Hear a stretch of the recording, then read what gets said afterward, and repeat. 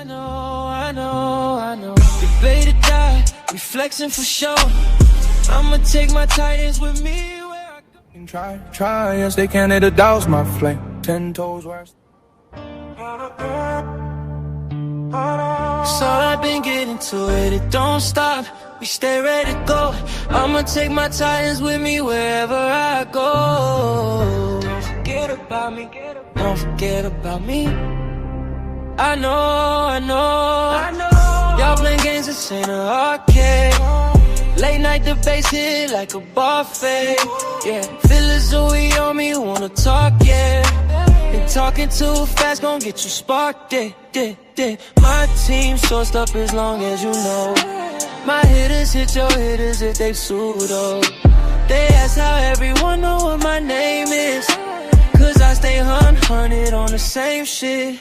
Yeah, history and logic going so hard. I built this from the bottom, made my own start. Yeah, wake the neighbors up, we be going so hard. I love this game, I gave it my whole heart. Yeah, V12 in it, it got horses. My phone ring, they want sources.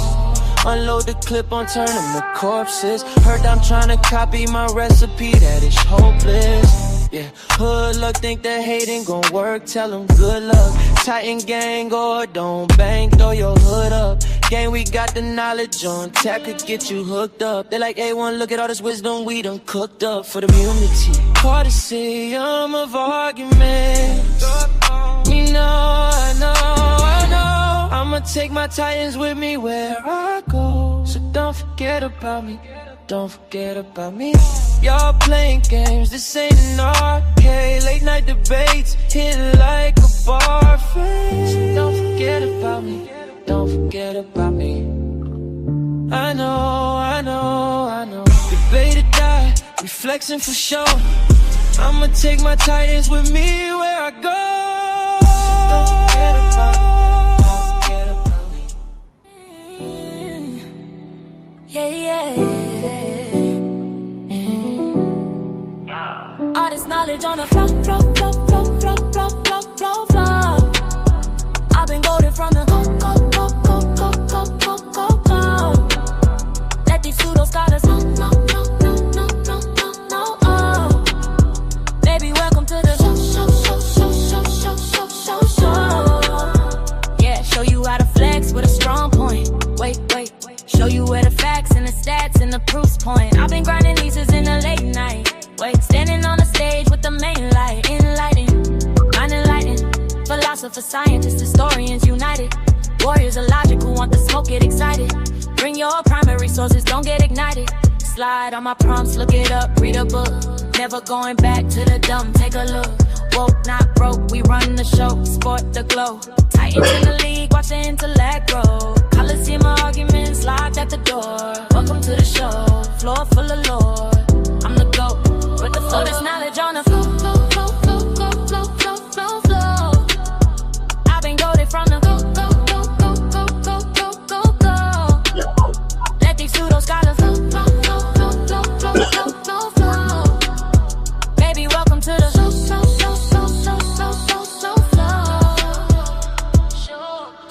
Seems only time when I'm speaking, reason, peeking. Like the truth that they all have been seeking, my logic weakened. To them that's important, show up, don't be late to the debate. Never see myself falling. Picture me falling off back to ignorant and stalling. Got the citations loaded in order, crossing every intellectual border. Hey, I could've never seen a day. All this knowledge on the flow. I've been goated from the go. Let these pseudo scholars know. Baby, welcome to the show.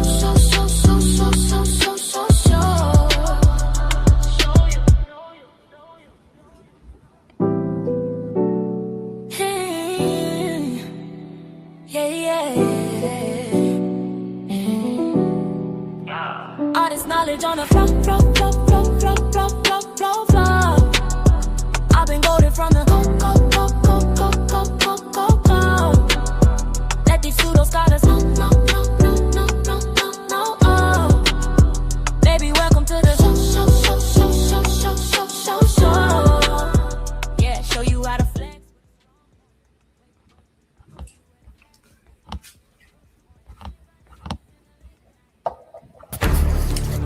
Coliseum of Arguments presents Titans Debate League, Clash of the Titans 1.1.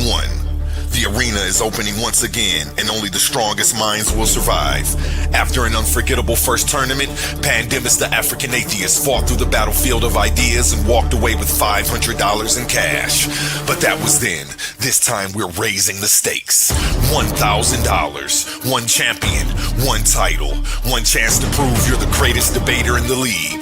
This isn't social media arguing. This isn't trolling in the comments. This is intellectual warfare, where evidence is your weapon, logic is your shield, and every round is a fight for survival. New challengers are stepping into the arena. Veteran fan favorites are returning. Egos will fall, legends will rise. The question is, do you have what it takes to survive the Coliseum? We still have a few tournament spots available. Think you belong among the Titans? Message titansdebateleague@gmail.com and claim your place before the gates close. Coliseum of Arguments presents Titans Debate League, Clash of the Titans 1.1, where great minds don't just debate, they go to war. Are you not entertained? Coliseum of Arguments. Only the brave speak here.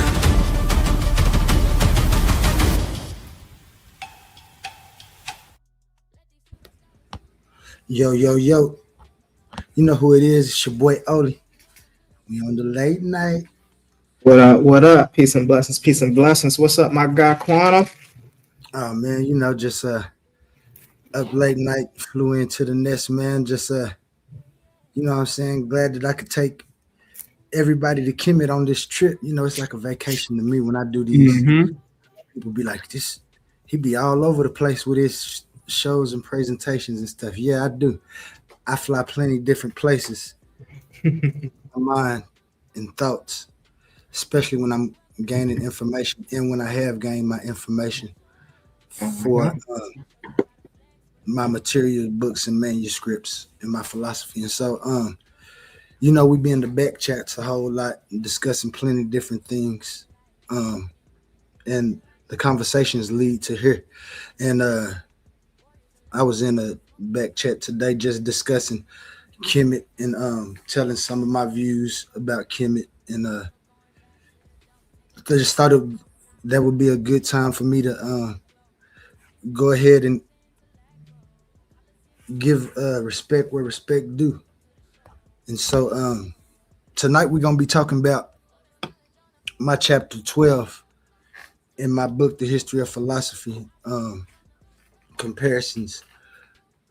And you can get that soon. I've actually given it to some people and stuff. And so we was going over this earlier, me, you, and Tahuti. And I just wanted to, because I know that when I looked at KEMET, I didn't look at it through the lens of anybody else did. I looked at it through a philosophical, and that's kind of what my this explains. My my book, my chapter in my book about KEMET. Now, this chapter is compressed to my final findings. I didn't find it interesting to put all of my findings in the book because I got people like you and Tahuti, King Herc, that for me, when I wanted to get KEMET out there, I wanted to be, you know how I do when I'm about my information. I like to investigate the information and ask the questions, not just for me, but for the people who might have a certain deficiency in the information about these topics. And so what we're going to do is get into another one of these songs. And I'm going to pull up my overview, and we'll come back to this script right here. So if you in the chat, or you over at the channel on Titans, let me drop this link, man. I know Herc. I would love for Herc to come up, and Tahuti said he would join us. He didn't make no promises or nothing, but I do look forward to it. So I hope he come up, and everybody does.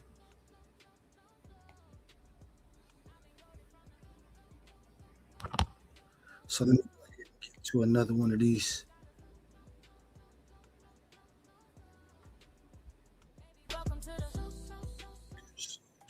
It's together real quick.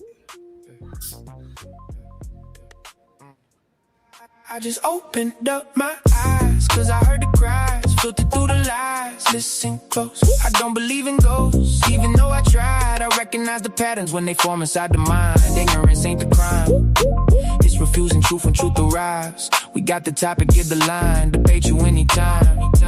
That's fine. You done crossed the line.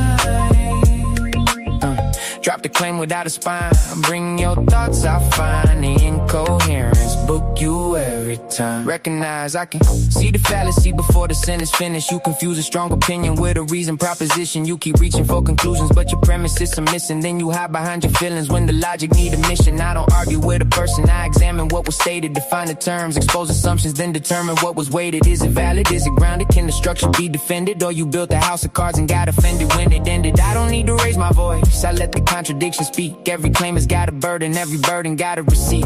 You can decorate confusion, you can dress it up in pride, but a polished contradiction is a contradiction every time. I just opened up my eyes, cause I heard the cry, filtered through the lies. Listen close, I don't believe in ghosts, even though I tried. I recognize the patterns when they form inside the mind. Ignorance ain't the crime, it's refusing truth when truth arrives. We got the topic, give the line, debate you anytime. That's fine. You done crossed the line. Drop the claim without a spine. Bring your thoughts, I find the incoherence. Book you every time. I recognize the dodge when the question make you nervous. Changing subjects every minute doesn't make the answer surface. That's a straw man, that's a false choice. That's an argument from fear. That's a claim that keeps on shrinking every time the fact get near. You can quote 100 scholars, still authority ain't proof. Tell me why the argument is sound. Take me underneath the roof. Show the beam, show the frame, show the function of the claim. If the meaning keeps on changing, then the word is just a game. Recognition over belief, coherence over applause. I don't need a crowd behind me when the reasoning is flaws. Time reveals what can I stand, nature limits what can be. If your worldview breaks beneath this weight, don't put the blame on me. I just opened up my eyes, cause I heard the cries, filtered through the lies. Listen close, I don't believe in ghosts, even though I tried. I recognize the patterns when they form inside the mind. Ignorance ain't the crime, it's refusing truth when truth arrives. We got the topic, give the line, debate you anytime. That's fine. You done crossed the line. Yeah, man. We back. You know who it is. It's your boy Emmett. It's your boy Oli. And this is KEMET and me. This is the overview of what we're going to be talking about. So make sure you go get your drinks. If you got anything, questions or comments as we go along, I love to have an interactive presentation because this isn't a pushback. Tonight we're going somewhere I always wanted to go, and I've been wanting to go there for a while. But I wanted to make sure I approached it correctly because I don't like to, push back on people's views. I just like to investigate about it. So we're going to KEMET. Now, when I say we're going to KEMET, I don't mean we're going to KEMET to praise it. I don't mean we're going to KEMET to tear it down. And I'm certainly not going to begin by pretending that I know everything about ancient KEMET because I don't. And that's why I got humble. And I hope King Hurt come up. And anybody that's in the chat, like I said, if you like, share, and subscribe, make sure you can come up and give us some information because this is a learning possibility and we can get some learning out. That's actually part of the reason that we're doing this, right? I got people here tonight who study KEMET, people who identify with Kemetic thought, and people who know proportions of the history better than I do. That's valuable to me because I don't want this to become one of those presentations where I stand up here, tell everybody what somebody else believes, and then congratulate myself for successfully defeating the version that I invented. And that's what a lot of people do. That's easy. Inquiry is harder than that. So tonight, I'm going to tell you what I've learned. I'm going to show you what the historical record appears to establish. I'm going to tell you where I have questions. And we're going to get into something that people who actually practice or study Kemetic systems understand differently. I'm going to ask them because I want to understand this thing. And I know it's other people's that do. And other people that do. Sorry, I kind of got out of my line when I was speaking, but this is important to me. And it's another reason that we're doing this. As I stated earlier, this presentation comes directly from Chapter 12 of my History of Quantum Onlyism. Chapter 12 is where my history of philosophy begins looking seriously toward KEMET. And not because I'm trying to claim that quantum onlyism came from KEMET. I just want to show y'all the correlations of my thoughts after they finished. And I got another story that I'm going to tell tonight, too, about the words Ifa and Pira, because they come early in the story of my philosophy. But we'll get to that later. But I'm going to take my philosophy. I'm going to carry it 5,000 years in the past, put an ankh around the neck, and pretend that the Egyptians were secretly looking for the same thing we looking for today. That's not history. What interests me is something much more fundamental. I want to know what these people thought reality was.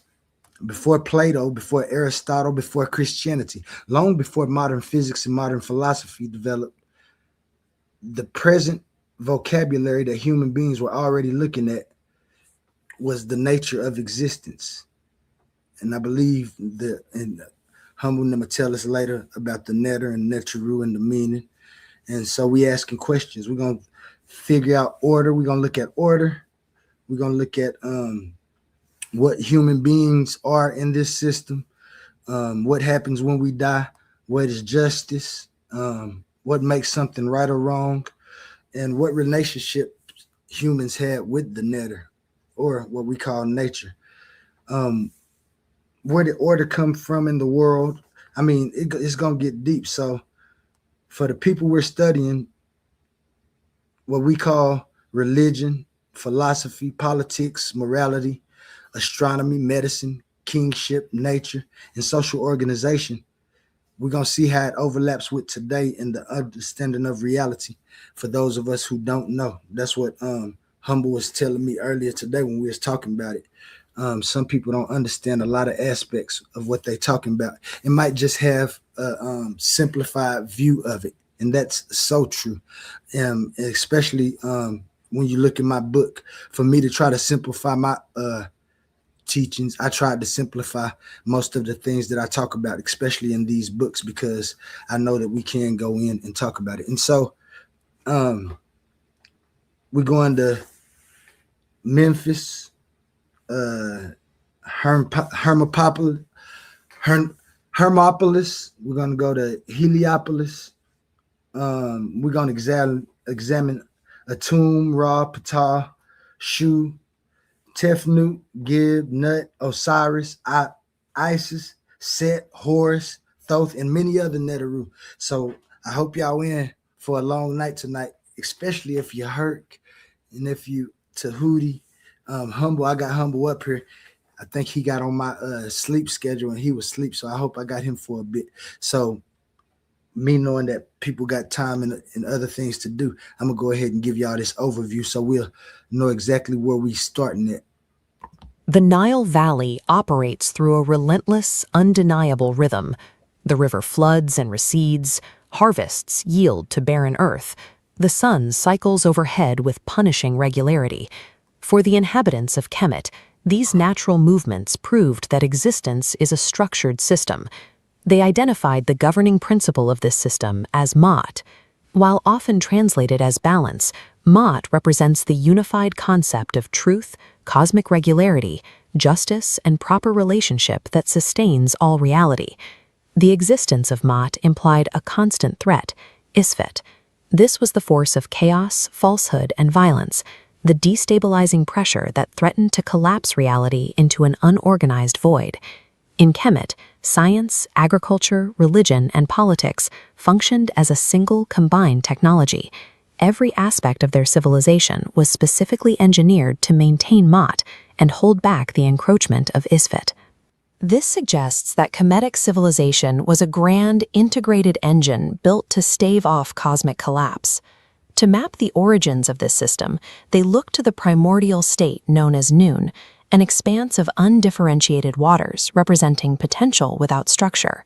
Within the Heliopolitan theology, ordered reality arises through differentiation. The primary source, Atum, brings forth a genealogical model of cosmic structure known as the Ennead, representing the separation of earth, sky, and atmosphere. The Memphite theology approaches formation differently.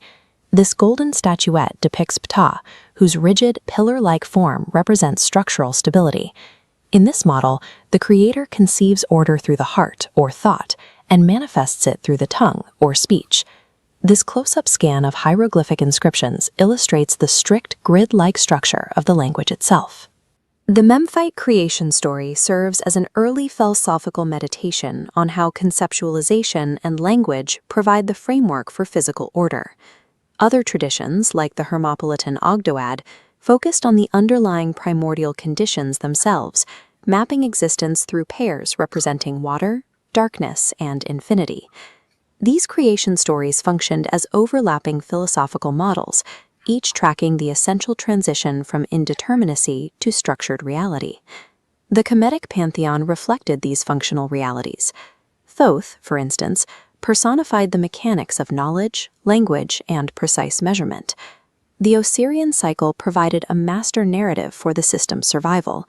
It dealt with the fragmentation of death and the eventual restoration of inheritance, modeling how political order could be reclaimed from chaos. This bronze statue depicts Set. He personified the necessary forces of conflict, storms, and the unorganized desert, the untamed power required within a natural environment. Looking at the Luxor temple, massive, ordered columns stand against the flat, chaotic desert.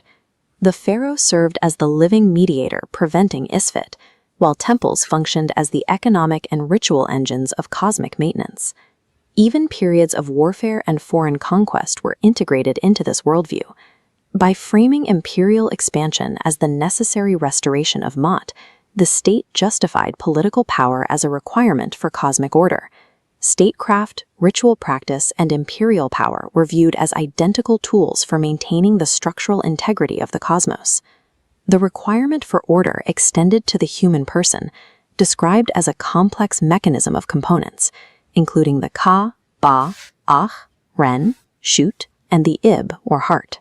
Within this continuous system, death marked a critical transition point, requiring strict evaluation and judgment.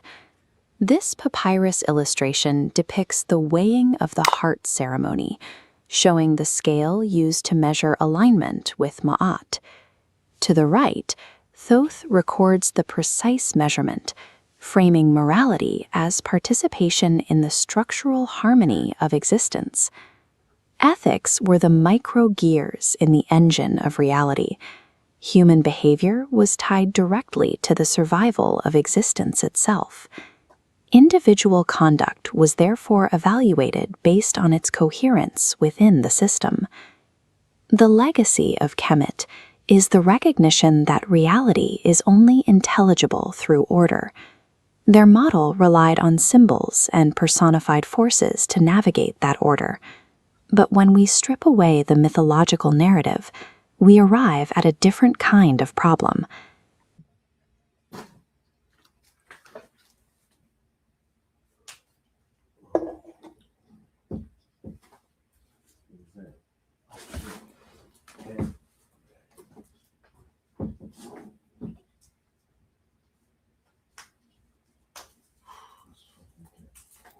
So, my bad. Y'all, I stepped back for a second. So that's the basics of what we're going to be going over. But before we continue, of course, you know me. I love to give reverence what reverence is due. And today is actually Tuesday. I know I usually come on Mondays. It's still Monday where I'm at, but I know it might be Tuesday where some of y'all at. So remember what we got later on today. Are you tired of the same old echo chambers? Ready to stretch your mind to places it's never been before?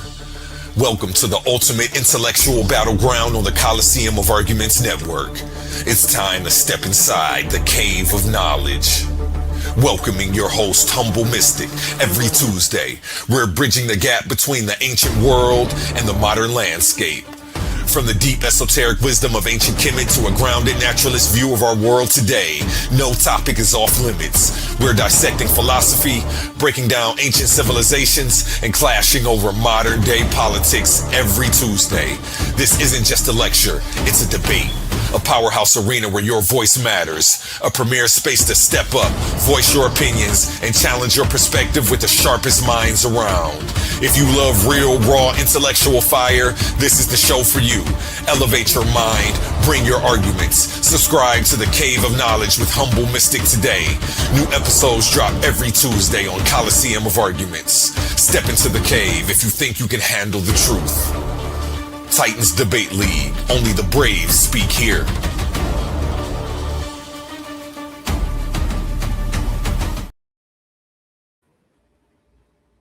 Yeah, man. Before we continue, I want you to know that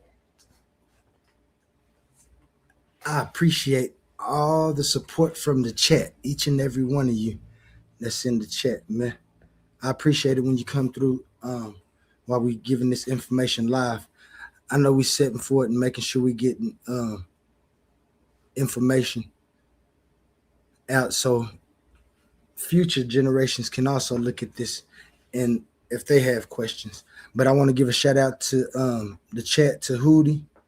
Shout out to Melanated Goddess. I see her in the chat.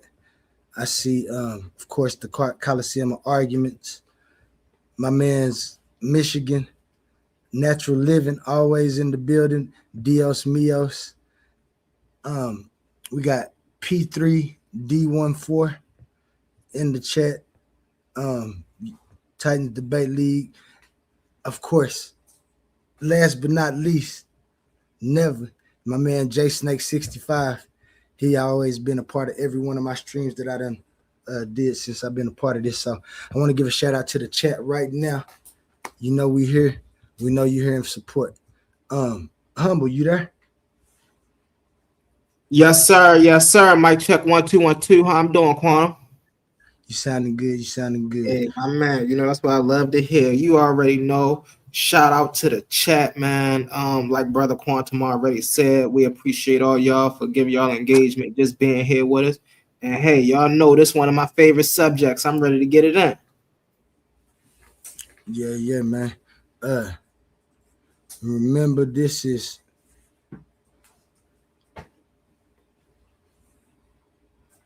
an investigative journey for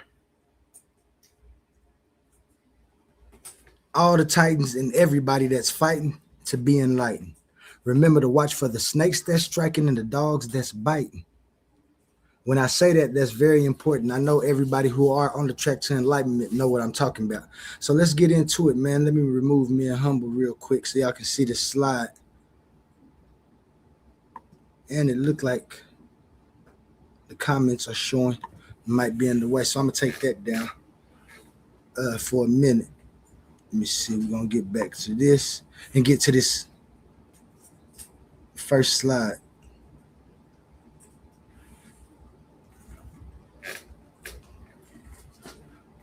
We got KEMET, religion, philosophy, cosmic order, power, and identity. Now, before we move 1 inch further, I want everybody to look at what this first slide is actually asking. It doesn't say KEMET was perfect. It doesn't say KEMET was the beginning of everything. It doesn't say that Black Americans are Egyptian. It doesn't even ask us whether we should practice the Kemetic system today. It asks something prior to all of that. What did the people of Kemet believe about existence? How did they understand nature and order, humanity, and the cosmos? and what, if anything, survives philosophical examination and is still with us today. That's exactly how this entire inquiry comes in. We got A1 to the stage. Dang. Let me put that back up real quick before we continue. What up, A1? Oh, he smashed out. So we're gonna get back to it. Humble, can you speak on them topics real quick and give us a little view about What was the second thing you said? You said, how did Kemet look at existence, and how did the people of Kemet? What did the people of Kemet believe about existence? What was the second one you said? how did they understand like nature and order, Okay. humanity? That's basically getting And into so, what.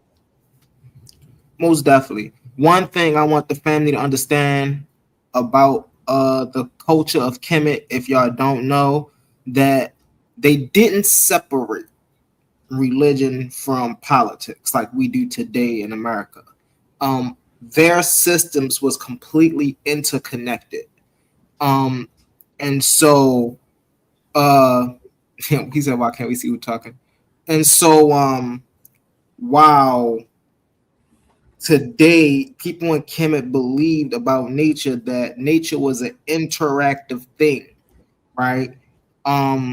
The Netaru are not gods in the Western religious sense, right? They're not deities. They are personified forces of nature that the people themselves worked with. Now, of course, not everybody in Kemet, you see what I'm saying? Because, of course, they had hierarchies and things of that nature.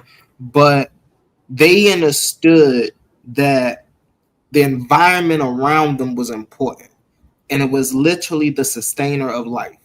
So when you get back to the root of Kemet philosophy, if one wants to call it, we must first understand that what the Kemet people was looking for was what sustained life and what was the essence of life itself. You see what I'm saying? So I hope I summarized that in a great point, Brother Quantum. Yeah, definitely. That's one of the points we wanted to look at, because for me it's real important that people understand exactly for, well, I ain't gonna say people, for people like me, so I have to be talking about me. Mm-hmm. It's important for me to actually understand what those people were doing at that time, if I'm gonna make an assumption about those things, because and y'all talk about it all the time, being over here in the Western civilization and Mm-hmm. coming up with Western education and minimal education about that system, not Right. only because the system isn't over here, but because they don't think that the system should have any bearing over here. I think that's the way that Hurt usually says it. And Right. so, you know what I'm saying? Some people don't know that religion and politics overlapped when Mm-hmm. they see the symbolism. Like, and so I wanted to get into that because that's a big aspect in getting our understanding correct. My bad. Sorry, y'all. I'm in the chat. Tahuti. Tahuti, you want to come up, man? You ain't got to time up. He gave us this source. Maybe I need to look that up real quick. But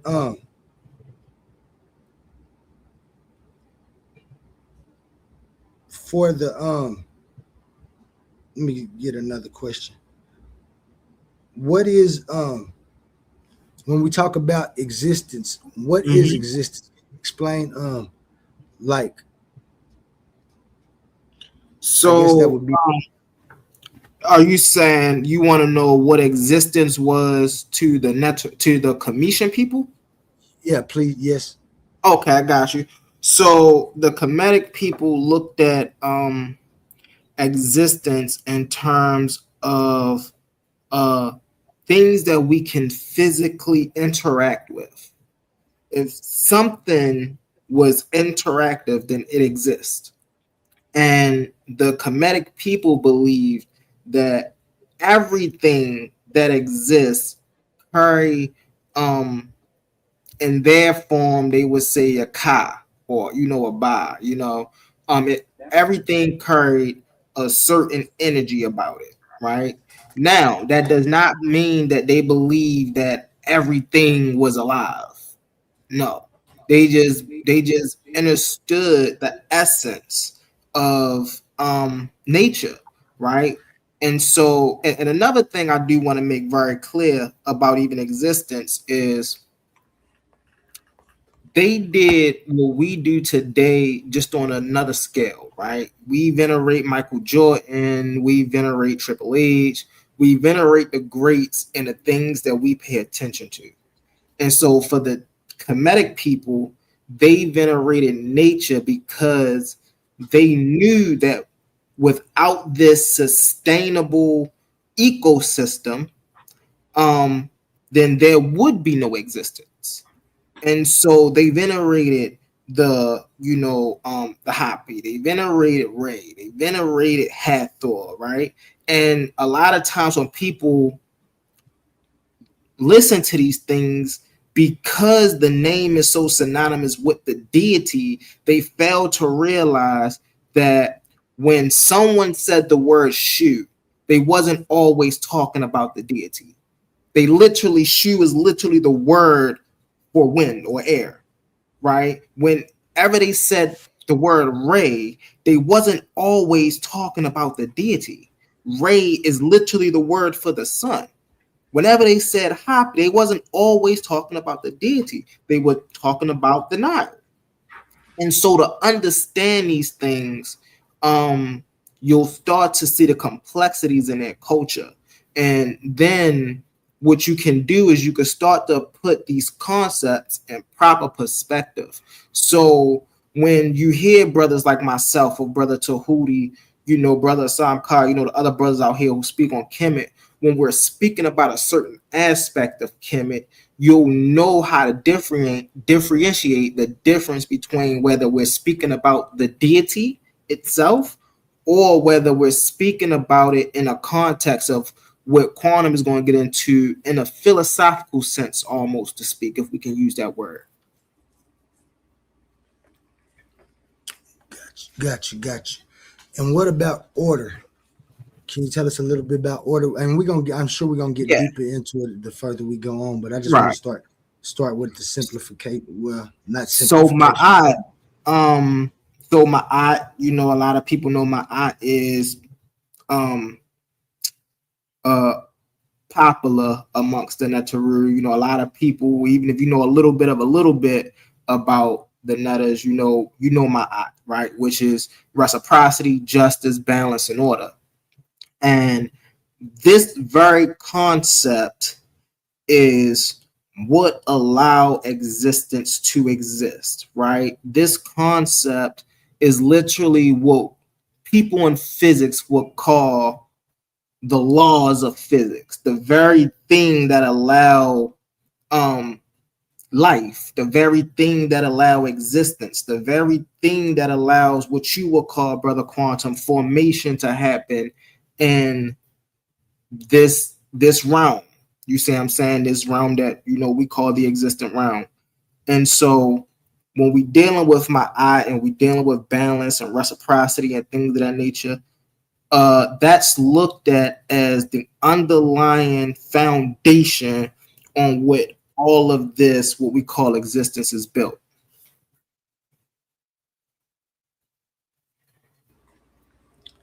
Got you. Mm-hmm. All right. And can you touch on what is nature? Um, Nature, for the Kemetic people, nature was looked at as the great sustainer of life. And so whatever sustained life was looked at as nature, right? And so I know we just seen this big debate go around with Reggie and Jabari, was Netaru literal or non-literal or symbolic. I hold the view that they're both. And the reason is because we can see the Kemetic people venerating their mothers because they bring forth life. They understand the importance of childbirth. You can see the Kemetic people venerating the sun, Re, because they understand that it brings forth life. You can see them venerating Hapi because they understand that the flow of the Nile bring forth life. And so when we're dealing with them and asking what is nature, they believe that nature is that which sustains life.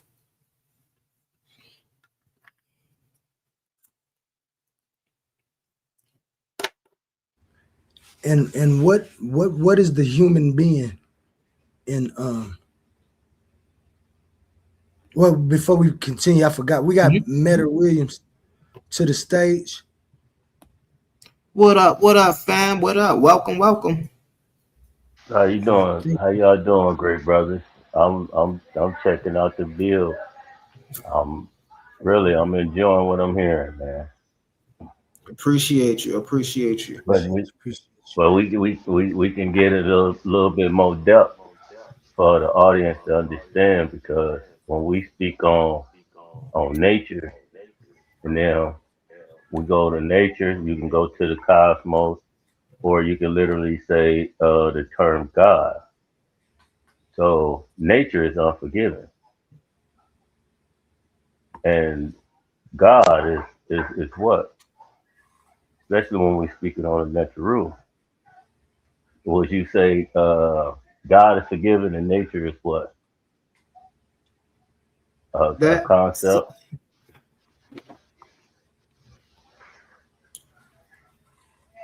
uh, okay. so that's why I really, if I may just respond, I ain't gonna be long.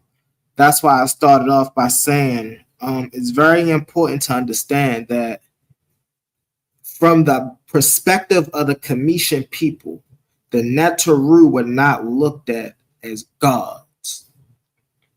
The Netaru are something that can be worked with, can be experienced.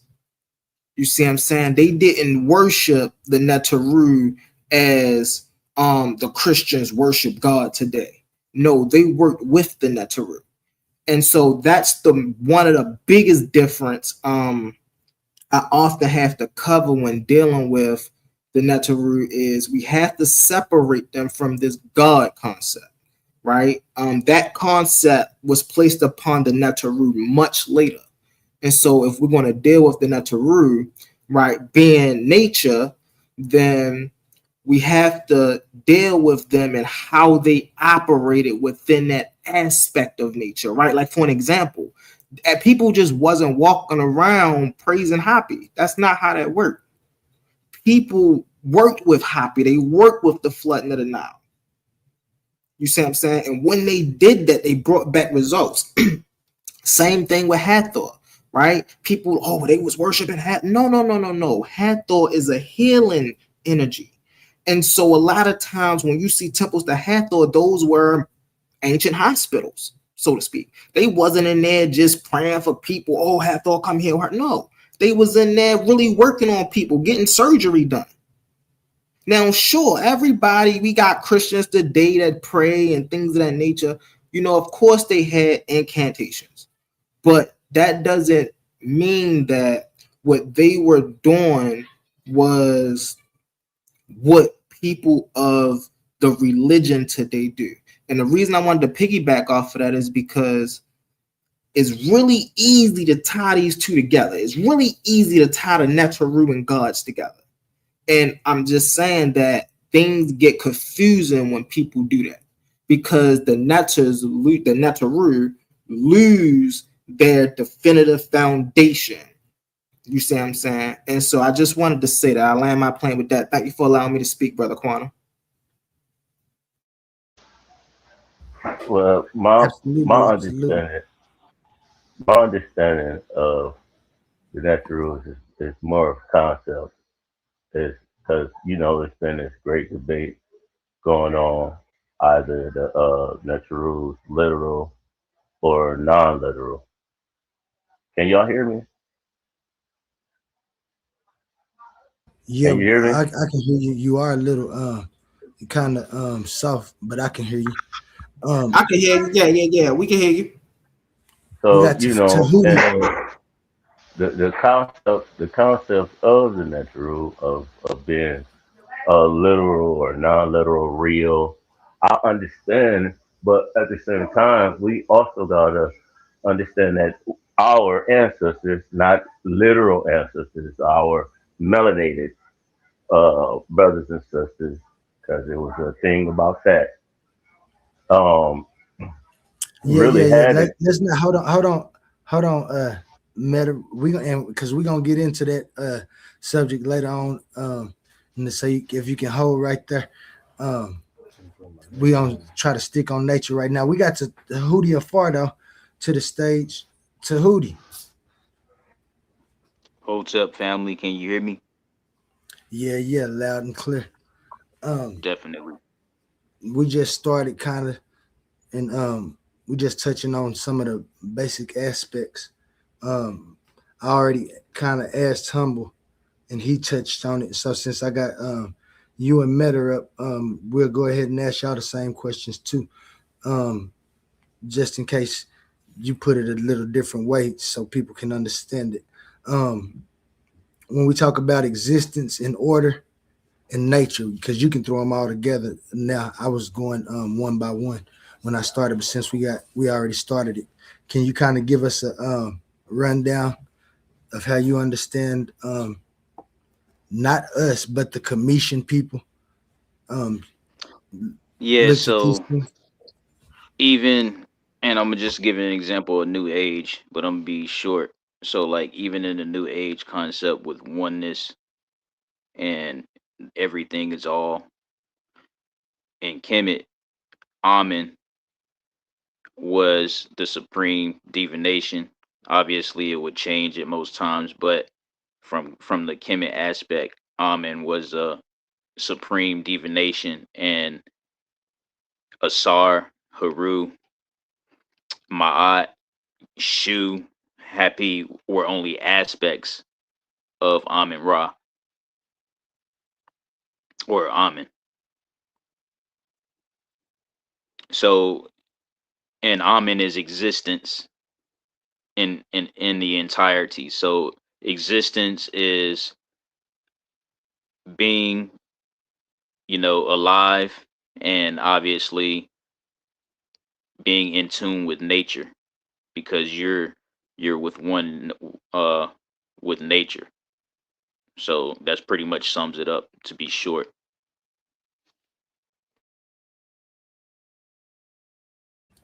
Got you, got you. Meta, you want to go ahead and touch on those three all together? Yeah. It, but we also have to understand as far as the concept, as far as our ancestors were were they dealing when they made the concept up with a different realm of existence as far as dealing with afterlife and so on, you know, and they was pinpointing certain concepts. Okay, this is the sun, this is air, this is the ground, this is earth, or however you may.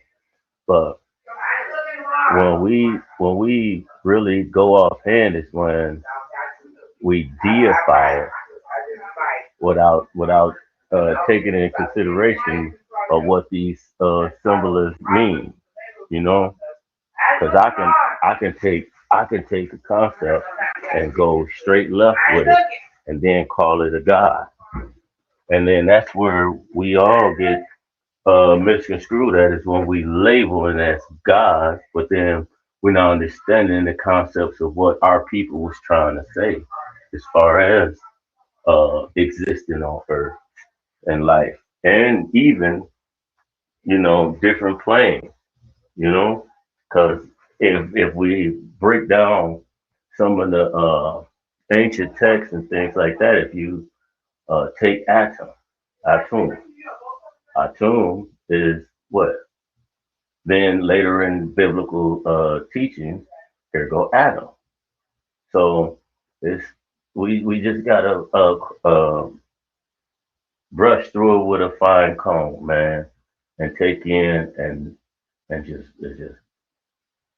go step by step with it and understand it.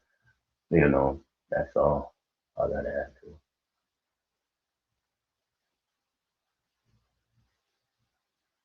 Hello? Yep. We right here with it. We right here with it. That was a great summary, brother. We appreciate you for that. Go ahead, brother Quantum. You back? Yeah. My bad. Thank you for that because I was kind of muted. Yeah.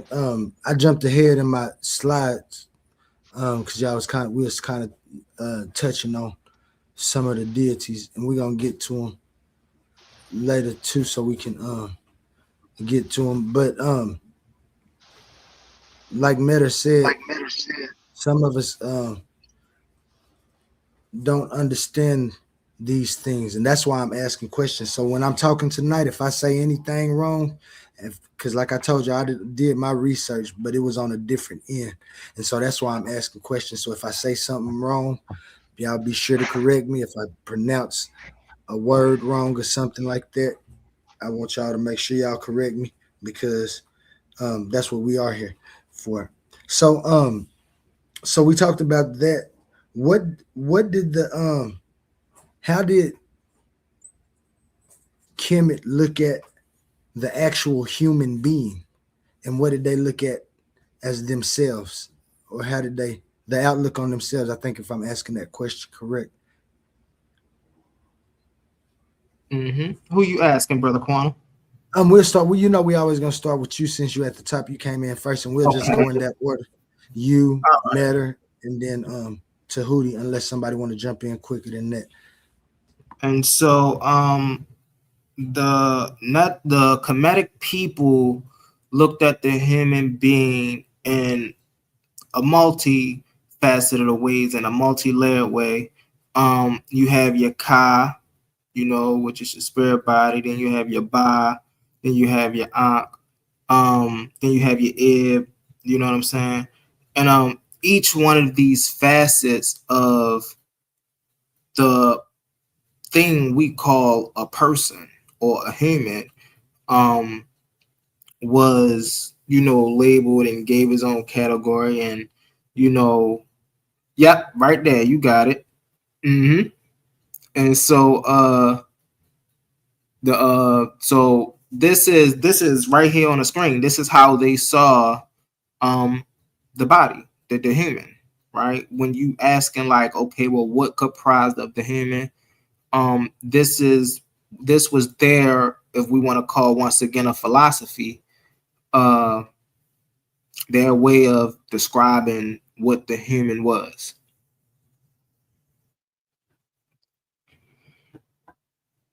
Definitely. So they also viewed themselves as um wanting to they saw themselves as the supreme creation or end result of existence, going back to what Quantum first brought up. So to put it all together, the goal was to become a SAR and to recognize their whole physicality as being like a SAR, not just from a physical standpoint, but from a um, metaphorical standpoint too. They wanted to be buried. Everybody at one point in time wanted to have having a Saurian burial. So the point being is they wanted to see themselves in the highest divination, and the goal was to create heaven on earth per se. So they saw humanity as something that was very valuable, and life itself they saw it as being very valuable. Mm-hmm. Mm-hmm. Bet. Before you go, Matter, I just noticed something, and I could be wrong. Humble, you did help Suave in our debate. Hmm? Suave What the mentioned Ka. Suave mentioned Ka, and I didn't know what Ka was at that time. I remember you started laughing when he said that. Was you helping Suave in that? Well, we no? gonna we What gonna was, get we, what was we the gonna cop? talk Wait, about wait, that wait. later. What was y'all debate? What was y'all debate? We was debating about time and nature, but in my question and answer round, I asked him a question, and he said the Ka, and he had said it earlier, which leads me to believe that you may have Oh assisted no, him. that is that's just a coincidence. Hey yo, that is we gonna funny. get, That is we gonna get back to that later on. I'm sure we're Hey, gonna do can a I watch party and get to that. can I just address something too? Absolutely, go So ahead. the committee you, our ancestors, the committee you saw human beings or the human body as having nine dimensions. Um, Again, in New Age, spirituality, the New Age people, they'll say ether nine. So that relates to the nine dimensions. You named a few of them, but you have the Sahu, you have Ket, you have Mhm. Kaibit, you have Ren, you have Sakim, Ka, Mhm. Ab, Ba, and Ak. So Mhm. those nine dimensions, they recognize the human being as having those nine aspects. Exactly. So I Right. just want to add that as well. That. I'm because I can't hold on. I have to pull this up Can I because what piggyback I off see that? on the screen is pretty much a good rendition, just an overview of basically what we're talking about here, right? How did the Kemetic people see the human, right? They see the human having a Ka, the vital spark of life force, the Ba, the mobile personality, consciousness, right? Ankh, the effectively equipped, transfigured spirit, the Ren, the brother listed Ren earlier, the identity, right, required for existence, and the physical body was the anchor, right? They have the ib, which is the heart, right? The seat of thought, emotions, and memory. You see what I'm saying? So this is how they saw the functions um of the human being. Well, can I? Well, would you say that's something like what you call the Makerba then? The Ka and the Huh? Ba? The Makerba? The The Makaba. Ka and the Ba? Yeah, Just as I think Tahuti was talking about that earlier, that being like a new age thing. right. Um, but the concept of the Merkaba, uh, I do think that they understood that concept. I don't think they called it the Merkaba though, but I do think they understood the concept that we had energy fields around us, or we had vital life force around us. So what about the chakra system that that they displayed? Um, I would say Because they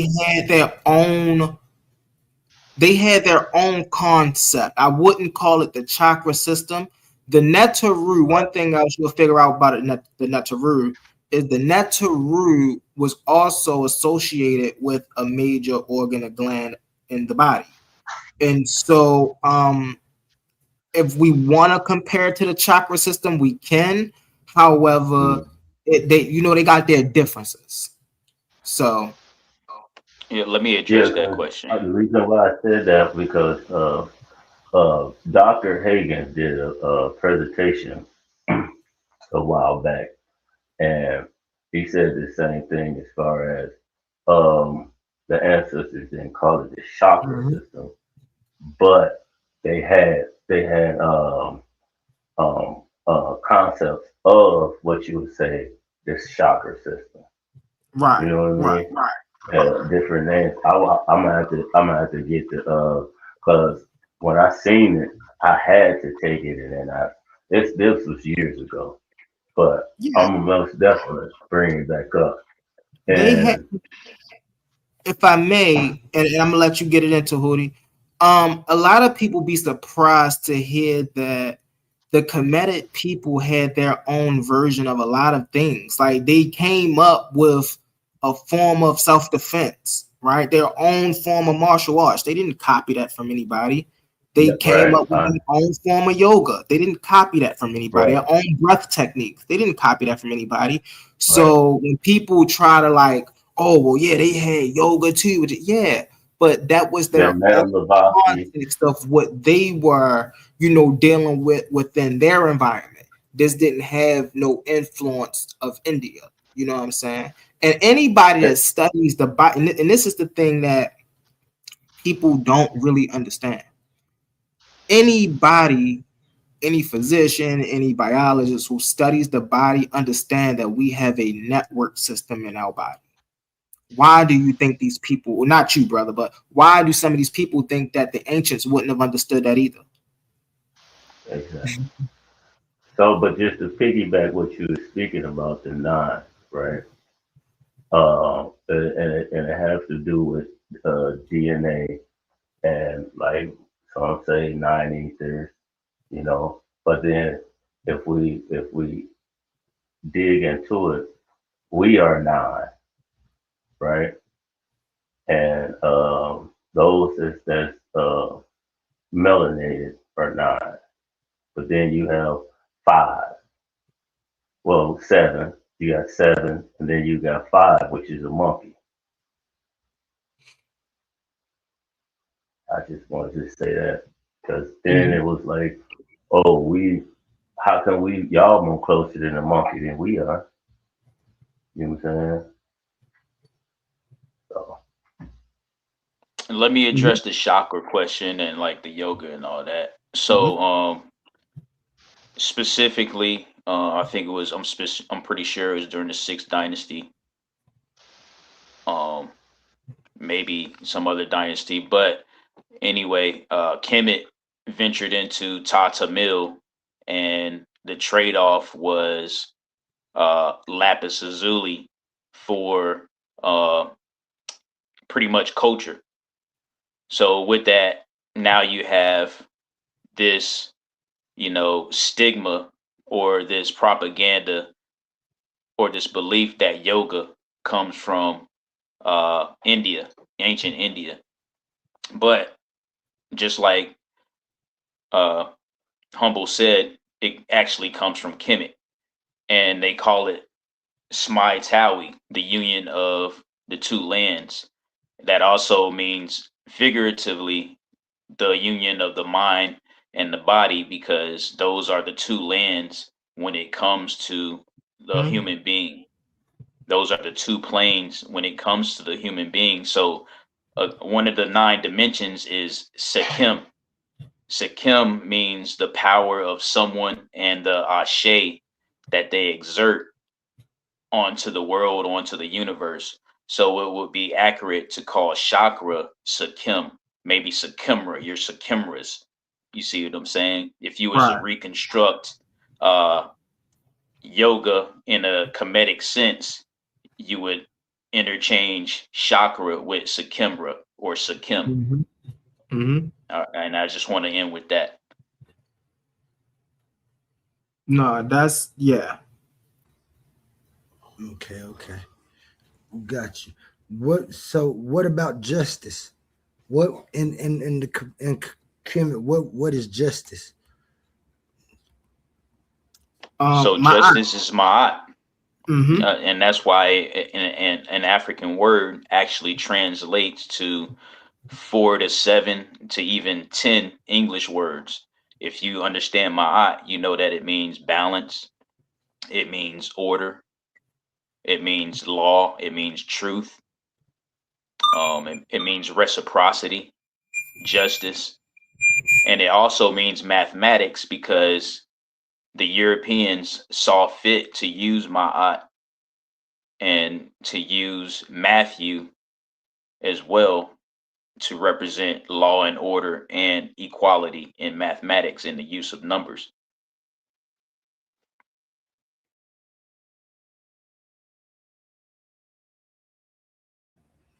You guys are humble. My bad. I don't know what the hell just happened. Can you repeat that question, Brody? Yeah, yeah. That's, And if y'all got slides or anything that y'all want to show when we come, just let me know, man. Pull them up. If y'all got some information that y'all think I might okay. want to know that y'all came across when y'all been doing y'all thing. Remember, treat me Right. like I'm the teenage you coming across it. Oh yeah, I remember this. If you remember something, or you got some slides, Right. come in. Yeah, we was just right now, humble. We was just touching on the basis of justice, what the people of Kemet thought Okay. about justice. Um. So justice, like we said, my aunt, was being in harmony with what we're talking about, mature, right? When you're doing something justified, or when you're living a righteous life, as a lot of people call it, then you're living in my eye. It's fat. I see you got it's fed up there. It's the opposite of my eye. It's chaos, right? And we actually, so speaking about my eye injustice, we actually see my eye today, brother Corner. Me and you had a conversation about this, I believe, the other day. We were talking about cultures, right? Well, we have a statue in New York, right, called Lady Liberty. Who do y'all think that is? Right? We see her with what in her hand? Right? She's represented whenever we go to a court system or something. What do we see on a court system? On a court building, right? Scales. What do y'all think that is? That is my eye. So we operate in these things today. We just have to be aware of how we operate in these things, right? People use these things against us today. We just have to be aware of how they use them against us. My aunt hasn't gone anywhere. Bleh. And Well, I feel like time. I agree with both of the brothers. I feel like time play a big part against us because um, once the Gregorian calendar, when they started tracking time, we and then they turned it back around to us. We lost track of time. You If know what I mean? Right. If I may, really fast. Hey, brother Quan, do you want to go over some of these slides, man? Listen, you got some good slides here. We can go over some of these yeah, slides. yeah, no, yeah. We just that's what I'm doing. I'm just tightening Okay. up, getting the overview of these things, and then we're gonna go back to these slides. So when we was Okay. talking about it, I was just kind of trying to find to keep a visual, This is what get Tahuti everybody. was talking about earlier when this is the scene of judgment. This is a profound Hmm. scene. And who you got right there in the middle with them scales? That's my eye, right? That's justice. Right. Yeah, and that's what I was so that's why I was kind of touching on it, just getting everything. What about death? What did the Kemet people see or think about death? Their concept. Um, they had a concept of an afterlife. They had a concept that just like people got a concept of they're going to be in heaven with God. They had a concept that um after this round there was another life where they either you know hang out with the Netaru in the higher realms, or they went to the underground. Ampu took them to the underground. Now, a lot of people talk about Osiris and Ampu when dealing with death, and there's some concepts that are misleading that need to be cleared up. Osiris, right, was the guide. He's the one that, when you passed away, he guided you. Later on, that concept became synonymous with Ampu. Ampu, most people know him as Anubis. Osiris Sa. And Ampu, most people look at him as Anubis. He sensed death, right? So he knew when death was near. This is why dogs, or as we see here, the jackal, dogs was very prevalent in the Kemetic culture because it was said that they could sense death. They knew when a person was about to die. So a lot of times, and the reason I want to clear that up, because a lot of times when we hear about Ampu and Asa and they're related to death, we hear about them being a god of death or the god of the underworld or a person that ruled it. No. These were one. Anpu was a person, or let me reframe that. I apologize. Anpu was a neter that could smell death, and Asa was someone who was guiding you through the underworld. So that's the clear that up. So can I ask you a question? Mm-hmm. Okay. Um, with the judgment scene with Muat, your heart got it way lighter than the feather. See, Mm-hmm. Ampu, which is the jackal, Asar is to carry you on. But Mm-hmm. what the jackal does is it buries the bone, then later come back and retrieve it. But what I'm saying is that if your heart don't weigh as light as this feather, you can't transition into a sar. But Mm-hmm. Ampu, well, it's like more like a reincarnation. Yeah. As far as you Well, have to do if it you can go all back to over that picture, Quantum, go back to that picture real fast. I'm gonna explain something interesting here. All right. So we see a setback in the back, right, of Tahuti, again. right? So now, if your heart is lighter than a feather, right, you go on to be a sub. If it's Right. not, you get fed to setback. To set that, yeah. Yeah. But at the same time, you get buried, and then here comes Anubis. He picks you. He digs you back up as far as reincarnation. So Yes. you have Yes. to you have to do it all over again. Right. Right. The what people will call I guess in today's language, a way of understanding it is a karmic cycle. Yes. So that's why it's like keeping Mu'at. It's keeping Mu'at is Now, really fast, I want to be clear that all of these concepts, or a lot of the concepts that we're speaking about, a lot of them didn't exist during one period at one time, right? We're speaking about enormous range of time period here. And so mm, there were in the earlier periods, you see what I'm saying, a lot of things that we attribute to the natural, they wasn't always there in the beginning.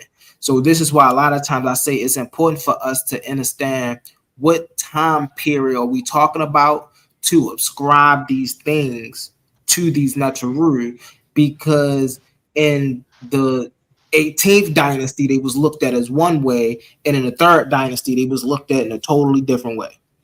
You see what I'm I saying? agree. I agree. I agree with you because um, then in certain periods, you had the Greeks and you had certain invaders, Mm-hmm. you know. So and then certain invaders is breeding with inside Kemet. So, you know, the winner write history type of Yeah. concept. You Yeah. understand? So, but as far as uh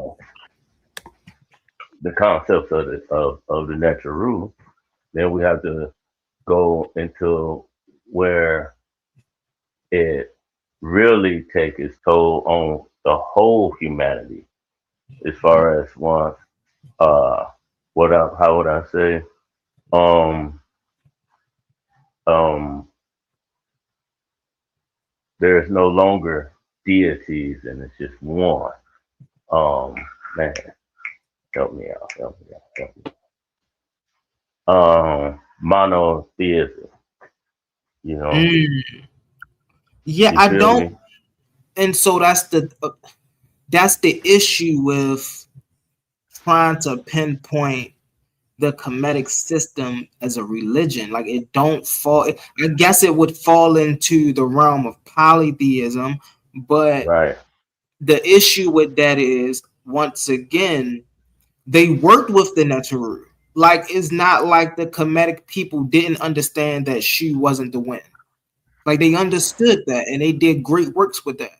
It's not like the Kemetic people didn't understand that Hapi was the flowing of the Nile. Like that's how they started to create irrigation systems. You see what I'm saying? So right, they understood the nature of the Neteru. And I think a lot of times because people have a religious worldview to things, then they try to clump them together. Which I'm not saying that all things you can't not clump you can't not see the similarities in all things. But what I am saying is when you want to understand the essence of what the Neteru were, then you have to go back to the same forces of nature that we have today. It's so interesting that the Neteru are lit like Ray, the sun. Ray ain't right, nothing different back then than what we see the sun is today. We just using a different word. It's the same thing. Wind right. and shoot. You see what I'm saying? Rain and Mhm. toughness. All of that is the same thing. It's just that they venerated it. And so in doing the veneration to it, because they understood the sacredcy of it, people mush that in with it being a god. And it's like, well, you wouldn't call rain a god. You know what I'm saying? Like, hey. Hey, real quick, let me address uh the afterlife and the Mm-hmm. way they seen that. So the per M Heru, Mm-hmm. it's the we know it as the book of coming forth by day. They a lot of people know it as the book of the dead, but it's not so much about the afterlife, but it's a testament to the daily trials and tribulations that we overcome each day, and we go through tests, and we overcome these trials every day, and it's a testament to see how much we are of true a voice and a champion of Ma'at. That's why you have Ma'a Haru as a concept within the Per M Haru. And I want to cite Dr. Wade Nobles as far as Iron laying that out. He has a book called Seeking the Saku or Seeking the Saku Foundational Writings for an African Psychology. And I want to read something. It comes from that book out of page 332. The ancient Kemetic definition of the human being emphasized, at minimum, the consubstantiality of the primordial substance and the phenomenal expressions, the primacy of the person, perpetual evolution, and eternal life. The character of the person was continually challenged in response to the challenge of one's destiny. And I just want to point that out because, as I said in the back chat, and as I always say, African teachings are figurative. They have layers. to their teachings. Even to this day, you know that um, the famous battle between uh, Haru and Set is symbolic in multiple ways. So I just want to end with that. And man, that was right on time too. Because when we talking about the primordial waters, you know, um, from my understanding, that's feminine, which you'll call chaos. When chaos goes inside itself, that's that's us, you know.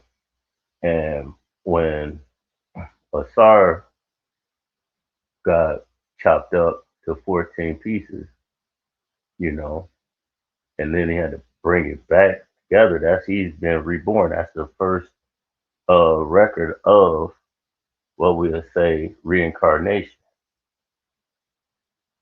you know. But then that goes back to show what we were speaking on Mulat and the judgment scene. If you don't uh, have a chance to become a Sar, guess what? You chop back up, you know. I just wanna a Quantum. I'm gonna turn my background off really fast. I just want to show the people this, right? Because you had the judgment scene, and I want to actually show it in a book. Hold on, but I want to turn my thing. I gotta turn my thing off to do it. Though. Okay, bang. All right. So this is what we was talking about earlier, the Perham Haru. Now, this right here is Wallace Budge's translation. I would always say cross-reference this, always cross-reference this, but this is always a good starting point to at least get some of the concepts down. This, as we can see, is the judgment scene. If y'all can see that. You see what I'm saying? So the same thing that Quantum had on his slide, right? You got I can't really see him here. You got Thove, you got Setback, you got Ampu, and even it calls him Ampu, right? But see, here's my issue with Wallace Budge's translation, right? Here, instead of saying the Neteru or saying the Neters, he used gods. This is the god of this. This is the god of Anubis. This is the god of no. These right here, what you're seeing are not, this is not their literal. Now, this is what Jabari be talking about when we have to say the Neteru are not literal, right? Listen to this. What you see on this stele is not the literal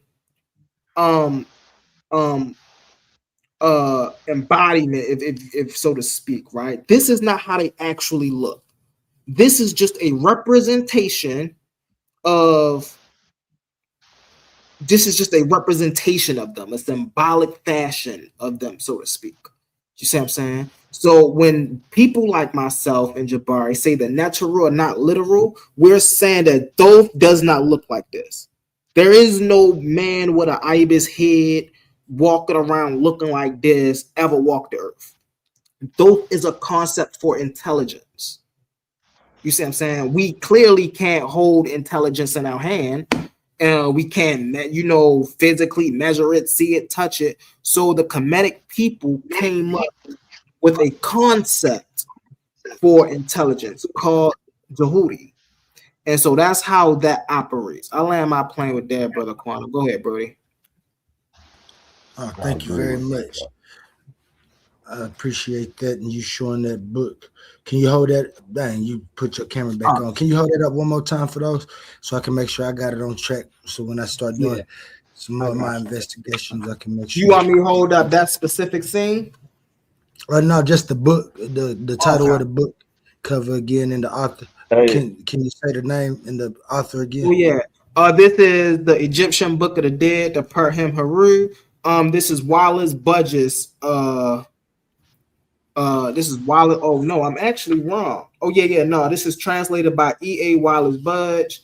edited with instruction by John Balak. So, but did you see the the concepts on top, the 12,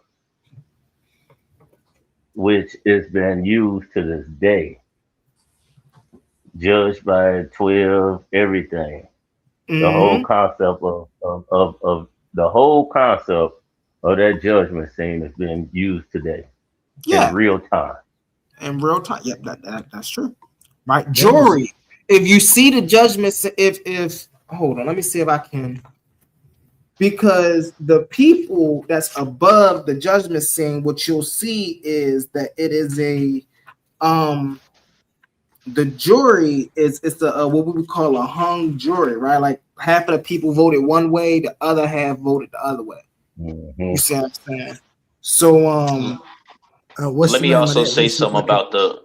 about the book so everybody can understand how the figurative and the way we teach things from even the committee point of view and even today. So first of all, the sacred text is called the Pert M Haru. Remember, it's known as the book uh, of Fourth by coming day. forth by day, Yep. or the book of becoming the hero. But get this, right? And this goes back to, what we were talking about in another chat about good morning, right? We Mm, know the word Haru is also the word for day and awake. So if I really want to revive my ancestral language, and all that, I'm just going to say Nefer Haru. I'm not going to mm, say good morning. I'm going to say Nefer Haru. But I'm telling you mm. this to tell you that it's called the book of becoming the hero, or the book of coming forth by day, Fourth to by let day. you know that, right, that let you know that it's your goal every day while you're alive to become the best you can be. And you face this trial and Mm-hmm. tribulation so you can be that, you can embody the afterlife while you're living, per Mm-hmm. se. Yeah, so that's a fact. The Kemetic people didn't believe, like one of the misconceptions of the title, just like Brother Tahuti pointed out, of the Book of the Dead, is people strictly looked at it as a strict funerary text. But the Per M Haru is instructions on how the Kemetic people lived their life while they were living to prepare for what was coming after. It wasn't something that you read and be like, oh, well, this is what's going to go on in the afterlife. No, it was something that you studied and say, okay, let me gain these attributes to prepare myself for the afterlife, because we know that's one thing that's inevitable is death. You don't think they knew that? Like, they knew one inevitable thing about life was that at some point you was going to transition. And so they wrote text about how to prepare yourself for that transition, which I may add is an amazing philosophy, if we can call it that today. And one of the reasons I would say that's an amazing philosophy that we even today still haven't grasped, because today we see how hard it is to see or to lose a loved one.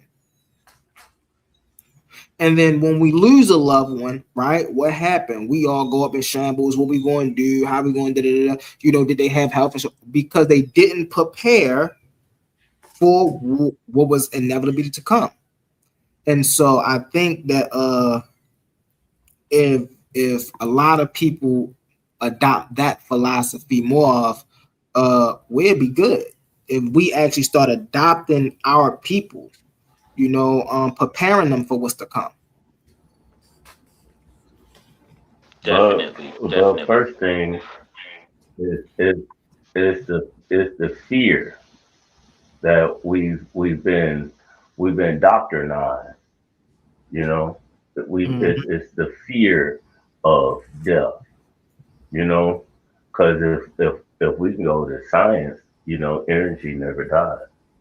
That's a If fact. if you pass out, if you pass out right now, they hit you with the paddles, you coming back. If you know, it all depends on the severeness of your injury or whatever. But to you know, is what it is that the Roman Catholic Church had to demonize us because they did a number on us. You know, had to demonize our ancestors and our tradition. Because as of right now, you and I, we don't have a culture. Hip hop is not a culture. Selling drugs, being gangster is not a culture for us. So what they did was they doctrinized us and literally just said this is if you don't do this is what's gonna happen to you. You're going to hell. Don't nobody want to go to hell. You know, so we accepted those concepts of Christianity and without even knowing or going outside the book of where it stemmed from, you know, because Christianity just didn't pop up overnight. And it most definitely wasn't spreaded from love, you know. So get back to the subject as far as our ancestors, you know, is we really have to dig in and go with inside ourselves because that's exactly what our ancestors is telling us is go inside yourself, become a star, you know, be a warrior like Haru, you know, love your woman, I say, and come forward. Let me play. I got you. Yeah, so let's go ahead and push this information forward, like my man Omar say. Shout out Omar, shout out the chat. I see y'all active, asking questions amongst yourselves. Um, and remember, for me, this ain't no pushback. So we're gonna go ahead and get to this slide right here and touch particularly on before the pharaohs, the formation of Kemet. Before we get back into Mayat, before Ptah and Osiris and Isis, before we start trying to understand what the Neteru represented, I want to understand something simpler real quick. What kind of world were these people looking at? Because nobody develops a worldview in an empty room. People observe where they live, they watch what happens around them, they notice what returns and what disappears, what threatens them, what feeds them, what kills them, and what seems dependable. And that's why I like this second slide. Um, for us, we put together the Nile, the sun, the desert, and burial. It also places us geographically between Upper and Lower Egypt with locations such as Abydos and Heracompolis. And if I'm saying those wrong, when y'all start speaking, please let me know. But these represented on the map. So before I start explaining what the Egyptians eventually concluded, I want to understand the environment with which those conclusions developed. So we're going to start with the Nile because this is the obvious subject. If we're going to understand ancient Egypt, we got to understand the Nile. Egypt developed in an environment where human life depended heavily upon the river moving through a otherwise extremely dry landscape. And historically, the Nile the Nile's annual inundation was enormously important to Egyptian agriculture. Water and sediment renewed the agricultural land along the river and helped make extensive farming possible. So imagine living in that environment without our modern scientific vocabulary. You're watching something repeat. The river rises, the land is inundated, the water withdraws, the agricultural land becomes productive, plants grow, food comes from the soil. Then the process happens again and again and again. Now, here's where I want to ask my Kemetic practitioners something as a student. How important is denial to understanding the Kemetic philosophy itself? Very important. That's literally looked at as the source of denial. You see what I'm saying? The source of Kemet. Like, so it's very important. Um, and so if not the most important, because without that, then nothing else could have been possible. They couldn't farm. They couldn't build irrigation systems. They couldn't feed their livestock. They couldn't, you know what I'm saying? So without denial, life in Kemet couldn't be possible. Thank you, Humble. Tahuti or Metter, whichever one want to go. Y'all want to touch on that? Well, the now was so it was very important, you know, agriculture and everything else. It kept so many secrets that we still haven't even um, really got together and dig up and do our own research. But with the now, I will, if the brothers may agree or may just not, you know, um, I would say the now and the Mississippi is similar, and they go hand in hand. But the now, when it taught our Kemetic ancestors of how to forge different boats and travel. So we didn't just stay in one place. You know what I mean? For the simple fact that um, the Nile can be fierce at times, like the sea. And so as we learned the Nile and fished and navigated, we understood how to venture off to other lands.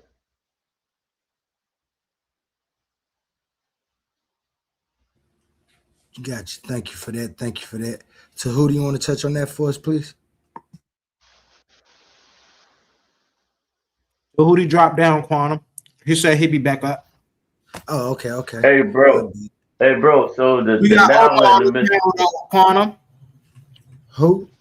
We got Oh, Omar on the panel. my bad, Omar. I didn't even hear you come in, Omar. How you doing this morning, bruv? It ain't morning where you at, but It was going down. Holy shalom, everybody. I'm doing good. Yeah, it's only 10:48 where I'm at. So yeah, man. Um, I am coming in late. I didn't really get to see your whole. I don't know how far you in your presentation. What I'm hearing so far is pretty good, but the last brother who was just speaking, because I can't see the panel. What was the last brother that was just speaking name? Not humble, Yeah. brother. that, It's Shalom humble and that's Shalom to the brother on the panel too. Metter Williams. Okay.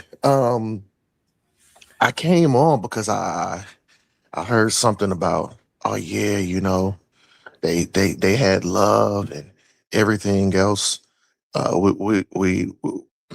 We not being true to the text. I got a question for that brother. Um, that stele all the way to the right. What's the name of that stele? If he knows, all the The way to the right. judgment tree, the judgment tablet. Okay. Now the person that's standing up with an object in his hand, the person that's on the ground that he getting ready to bust their head open. Who is that? Or what people is he from? Are you asking me? Yeah, brother. So I can't. Let me see. Put it back up, bro. No, you're talking about the Narma palette right here. He The talking about right normal here. palette. It's on the Yeah, the stage normal. right there. So that humble. I'm not. go ahead, bro. I'm I, muting up. I'm I, muting up. Hey, I already know. You know, I'm asking him. hey, Omar, and I'm gonna let you finish your little Oh, this one question. okay. I'm Hold on on, my hold on, phone. hold on, Mitter. Hold on, Mitter. And Omar, I'm gonna let you finish this next question. But remember, I'm doing the investigative journey. This is one of my investigative journeys to teach people what this is.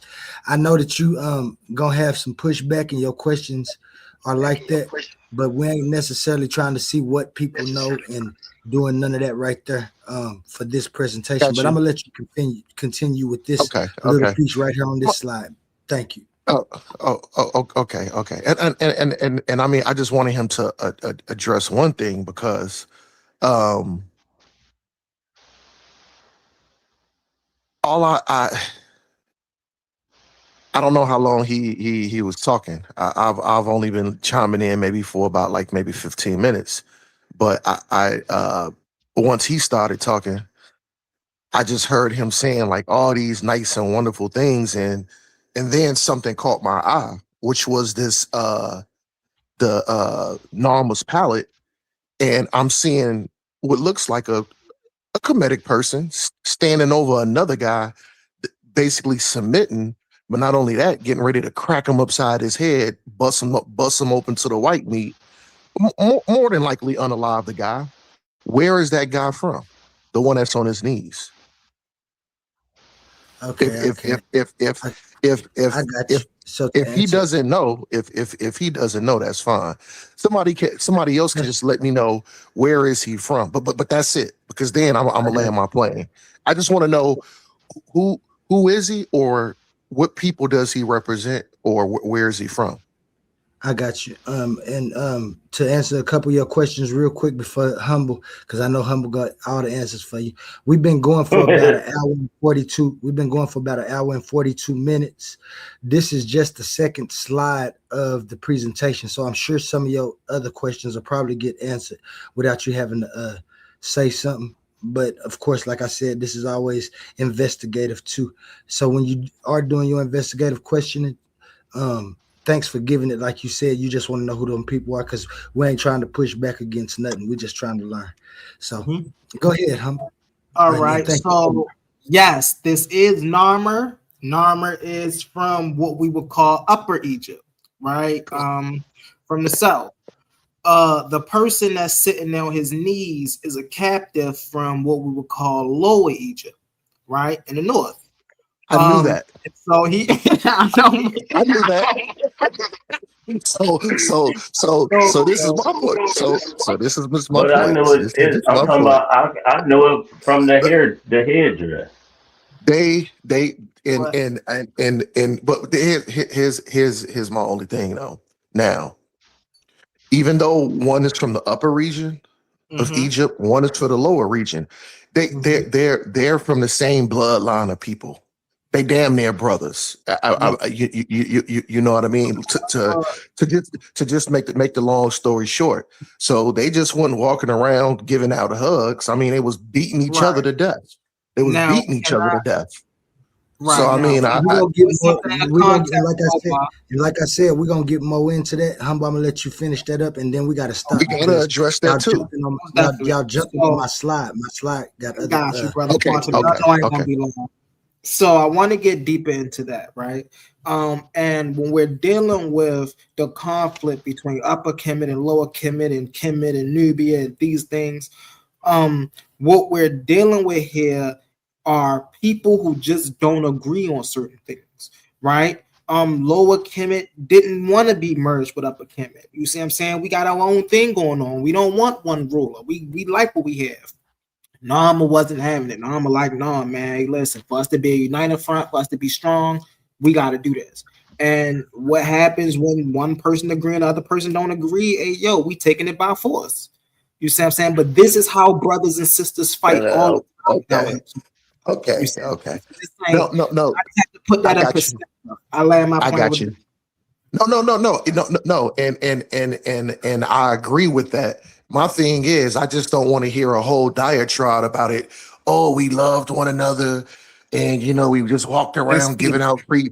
We walked around Yeah. giving out free hugs to everybody. I mean, No, that's fair. All right, thank you, Omar. Thank yeah, you, Omar. We yeah. got you. We Thank just you. go ahead I and get on. appreciate it. We just go I'll ahead mute and out and get let on. you finish. I don't got no more questions to ask for now until you done, brother. Oh, see, I see I'm where I Yeah. see where he struck a nerve yeah. with him when I said how Christianity wasn't spread by love.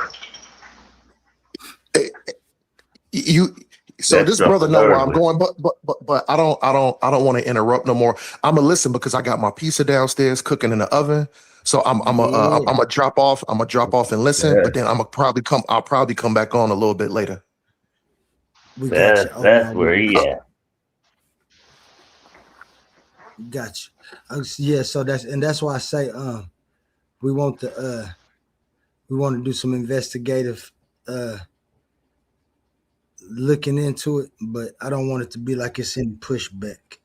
So the next thing on this slide, uh Coliseum A1. I know you can't see the people on the screen talking, but it's because you can't see the whole slide when they on the screen.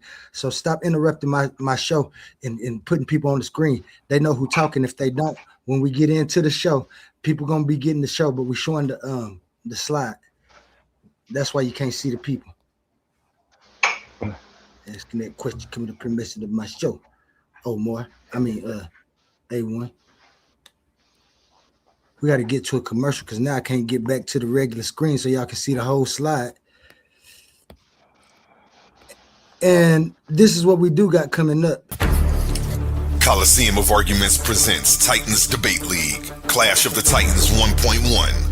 The arena is opening once again, and only the strongest minds will survive. After an unforgettable first tournament, Pandemus the African atheist fought through the battlefield of ideas and walked away with $500 in cash. But that was then. This time we're raising the stakes. $1,000, one champion, one title, one chance to prove you're the greatest debater in the league.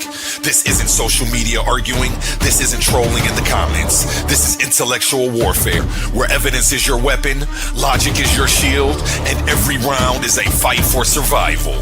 New challengers are stepping into the arena. Veteran fan favorites are returning. Egos will fall, legends will rise. The question is, do you have what it takes to survive the Coliseum? We still have a few tournament spots available. Think you belong among the Titans? Message TitansDebateLeague@gmail.com and claim your place before the gates close. Coliseum of Arguments presents Titans Debate League, Clash of the Titans 1.1, where great minds don't just debate, they go to war. Are you not entertained? Coliseum of Arguments. Only the brave speak here.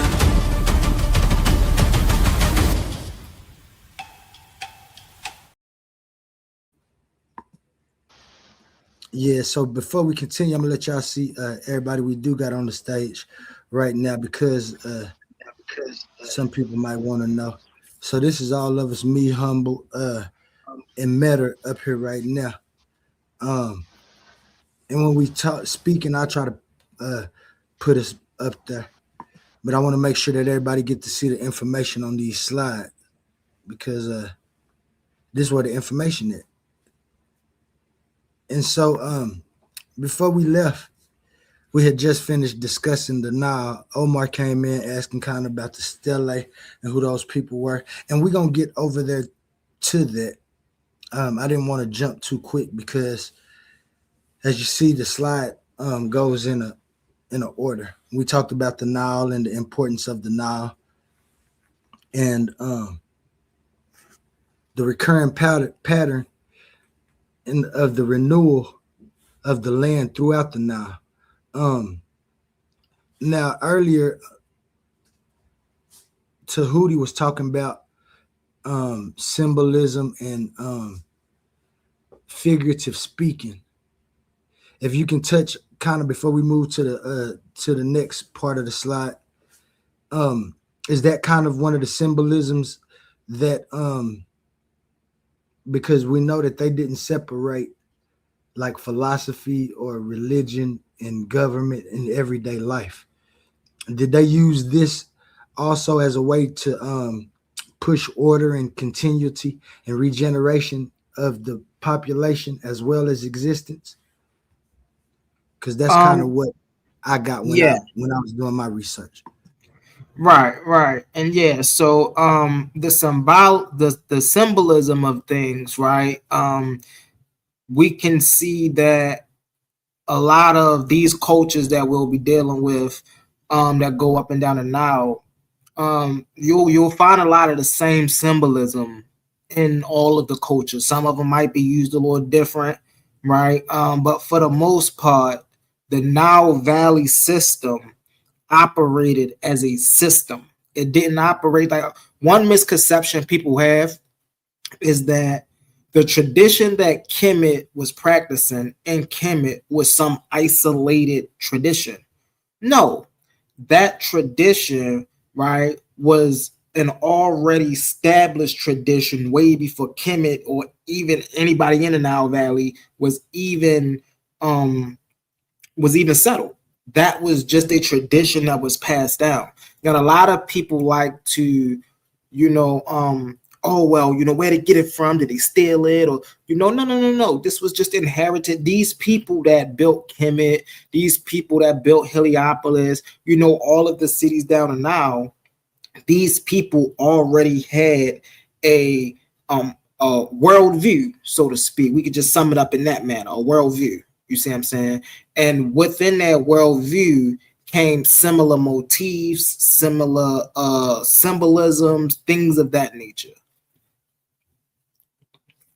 I'll land my plane, Brother Quantum. Thank you, humble. Appreciate that so much. Yeah, that's kind of what I was getting out of my research that I was doing when I looked at the symbolic and figurative side of it. Because like you said, when I take my philosophical eyes and look at it, that's what I see, and that would be a way to teach people within the community, the kids, how to teach them about that what's going on when it comes to the physical replenishment of the world as the replenishment of you as a person within your family, community, and things right there, and just about predictable renewal. Right. Meta, would you like to touch on that a little bit? Is he still up here?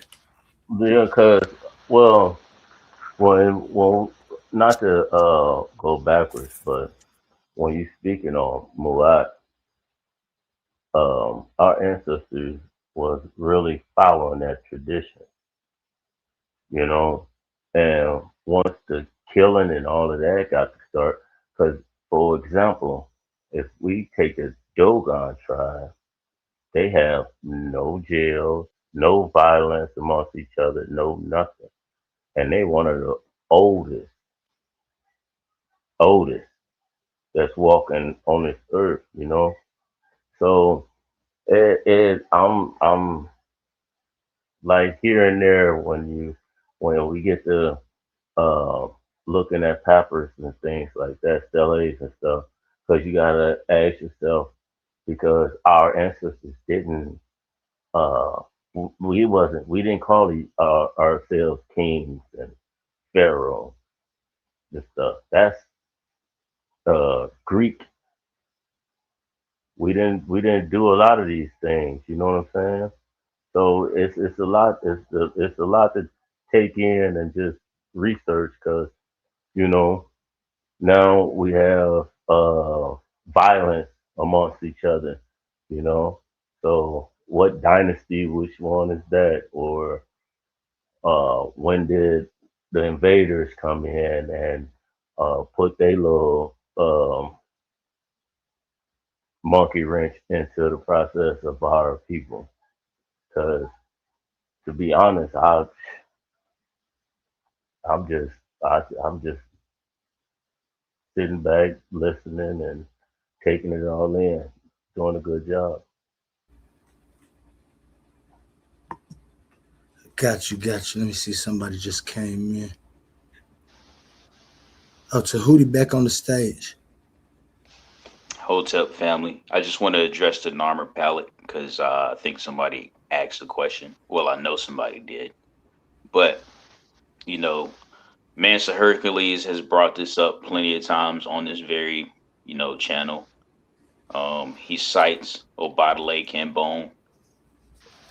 Other Afrocentric scholars have interpreted the Narmer palette, but if you get the time to look it up on your own and visually look at it, you can see that the African people that represent the side of Narmer have African hair, while the people who are getting beat down have stringy hair.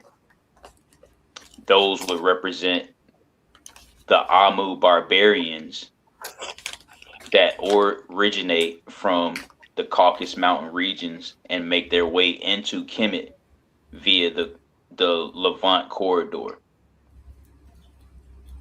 The people of Upper Kemet and Lower Kemet are the same people.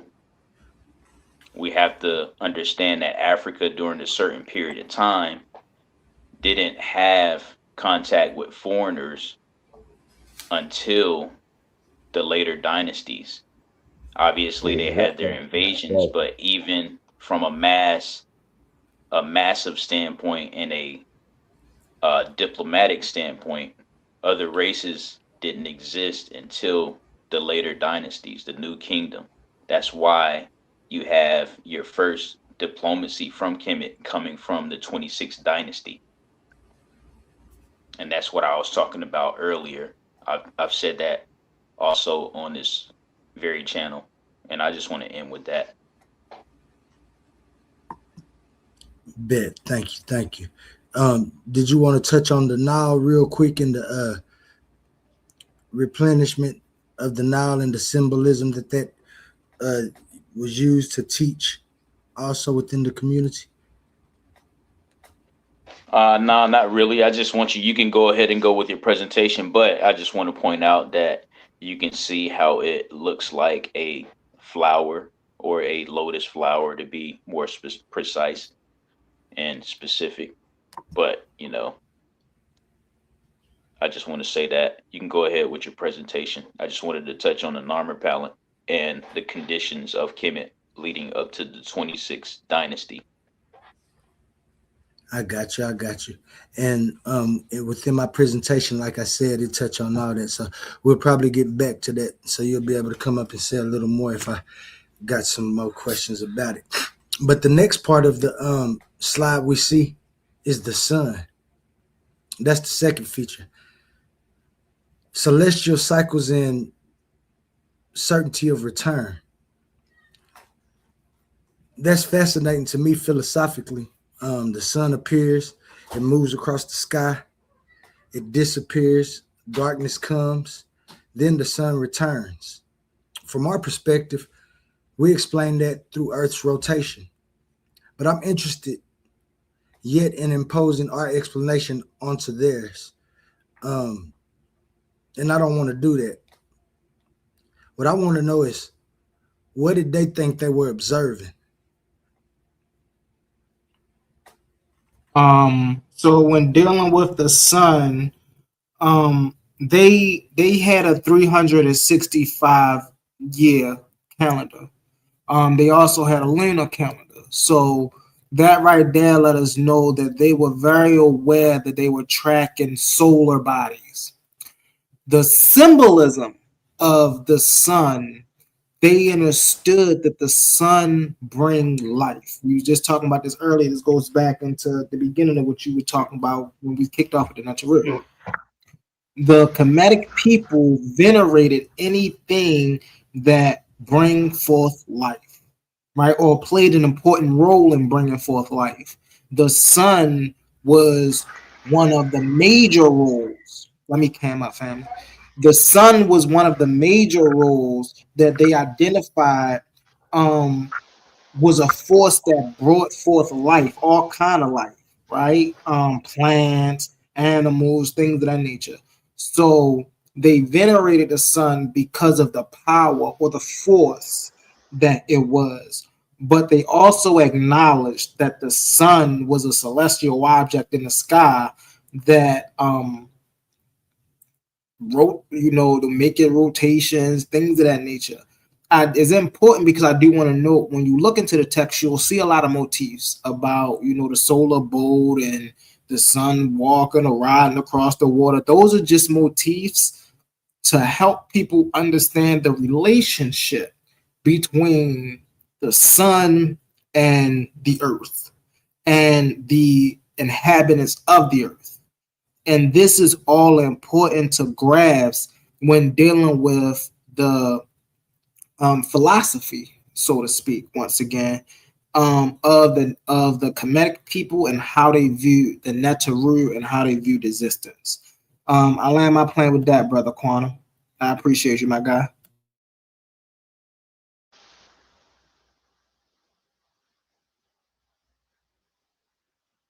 So yeah, I agree with that. You got any other questions? Hello?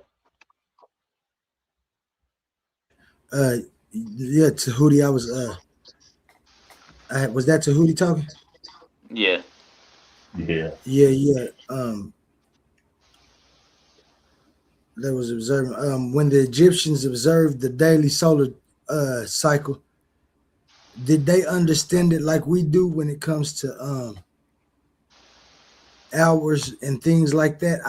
I haven't looked too deep in the mechanism. Did they use it to tell? I know they didn't use it to tell time like we do, but did they have certain times that they did different things when it comes to the civilization and the practices of worship and Well, stuff? one thing we'll find out is they absolutely had a way to measure time by using the sun the way that we do today. Our clock system today is based off of they'll give the credit to the Greeks, but the Greeks got the idea from a sundial from the Cometians. So even the way that we set up our modified tracking of time come back from there. And I'm gonna give one more thing, and I'm gonna land my plane. We got this thing in our vocabulary called an hour. An hour. Think about that. It's called an hour. The Kemetic name is Heru. Exactly. And Hour. so the hour literally comes from the name Heru, which is Horizon. the Kemetic word for day. Yeah, Heru, horizon, all of that, rays, right? So even in now, and this is why I say Kemetic culture is still deeply embedded within our cultural system today. When we say, look at the sun rays, where do you think we got that word rays from? Right, right? Or when you get done praying, you Horizon, say Horus. Amen. Uh-huh. When we looking out over the horizon, what are we looking out over? We're looking out over Horus. Right? Same thing I was Yeah, just talking definitely. about New York, right? Lady Liberty. Who is that? That's my aunt. So it's very much embedded within our culture today. We just don't realize it consciously. We realize it subconsciously, right? When we start like, oh, hey, you know what? We see the connect, but we don't realize it consciously. So we still utilize these symbolic ways of functioning within the thing we call reality, the same way the Kemetic people did. I land my plane with that, y'all. Thank you, Yeah, thank you. definitely. Well, Let me address that. eh, Let me address that hold on. about the sun. Oh, Well, not. Let me actually address that before you go on to go four. go So, ahead, man. so pretty much we know it as the. I think you touched on it too, humble. But we know it as the Great Sphinx, as the Haru Imaket, right?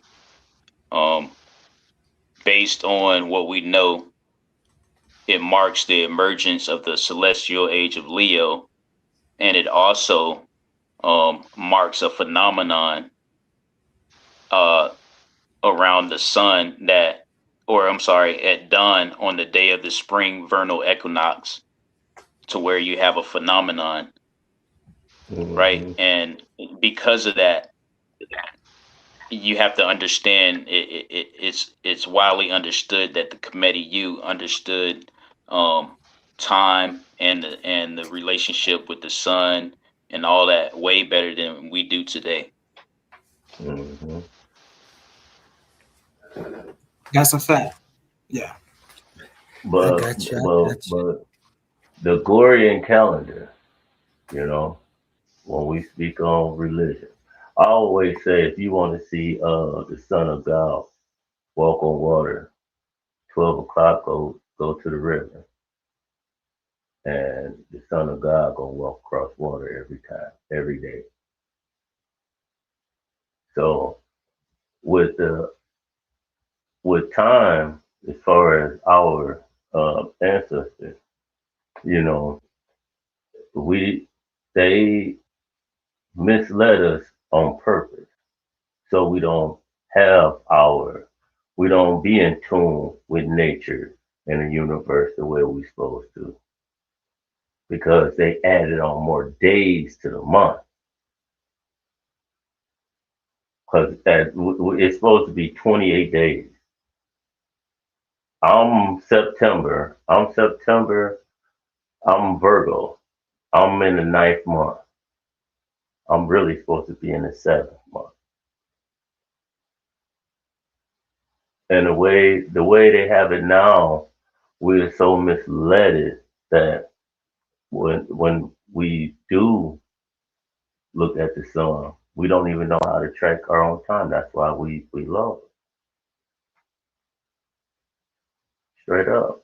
We're not in tune the way we supposed to. We're not, you know, uh, our culture is gone, traditions, everything. We don't even really know the time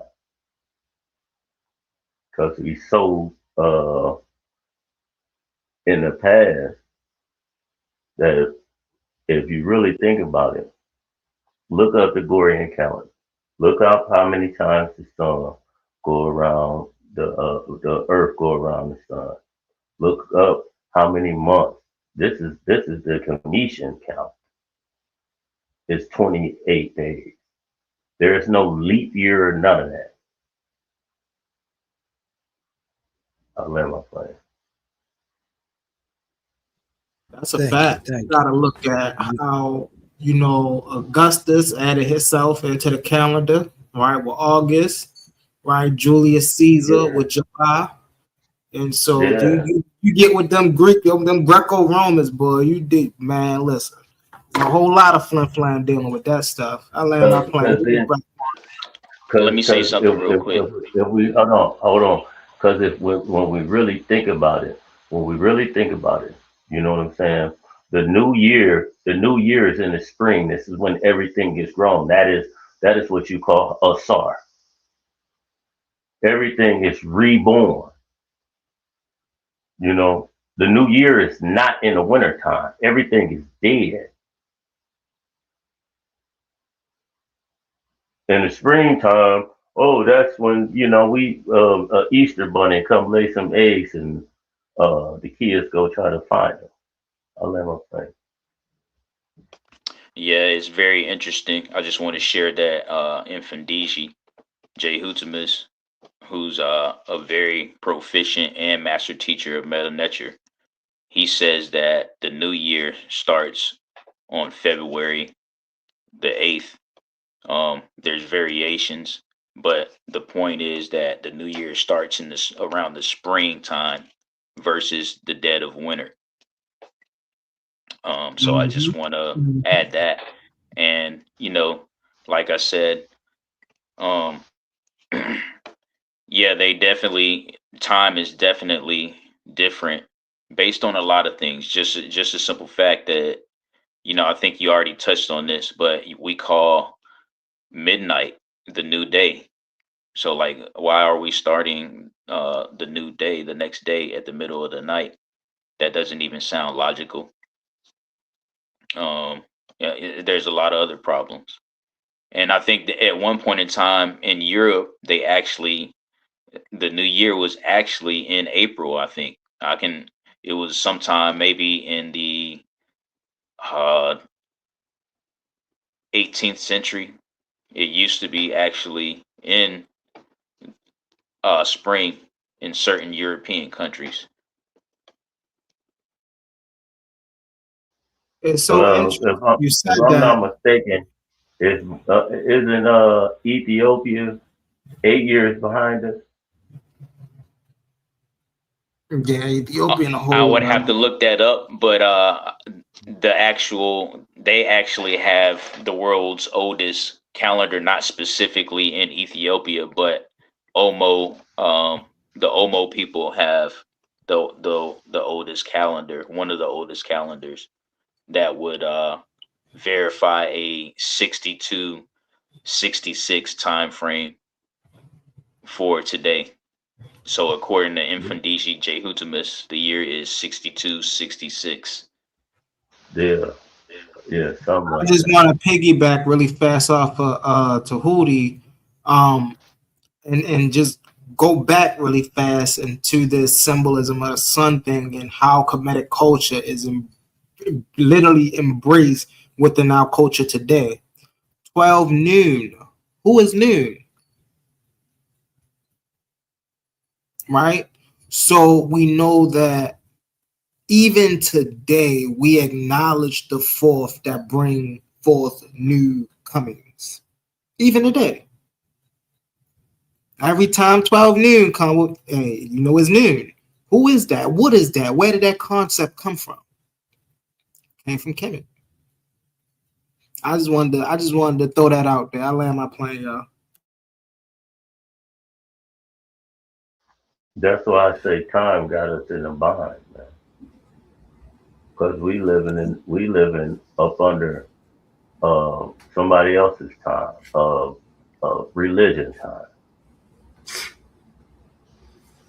Yeah, Monday, yeah, that's Tuesday, Monday, Tuesday, Wednesday, Thursday. Those concepts have meaning, and we don't even know the lamest person don't even know Monday, Tuesday, Wednesday, Thursday, Thor, Friday. They don't even know the concept behind the days that they call it. got right. And like I said, what I'm doing for my investigation, that's what I'm talking about. Because I know if I understand the solar cycles in the day that way that I understand it, they understood it in the way that they understood it, which changing the name of things and symbolism doesn't take away the function. So I have to argue that um, for my commissions and things, when people start talking about symbolism, literal, not literal, I care not when I can find the function of what those words, and like we talk about Ra. Just when I think about Ra, I think about the sun rising and traveling across the sky. I know it's a lot of other mechanisms that's in place, like Humble said, we talk about what survives today. We talk about sun rays, not just ray, but the sun rays, which the sun rays all come from that one thing that is the sun. So the English definitions and the thing that we get when we get the words now today, while they touch on it, they don't have the sometimes have the actual idea of what the commissions may have put on the table. But once we get down to it, we see that the only thing that they wasn't putting on the table was the symbolism that we use today. They had their own way to understand it, and we've been able to come across ways to actually understand that that's what they was doing.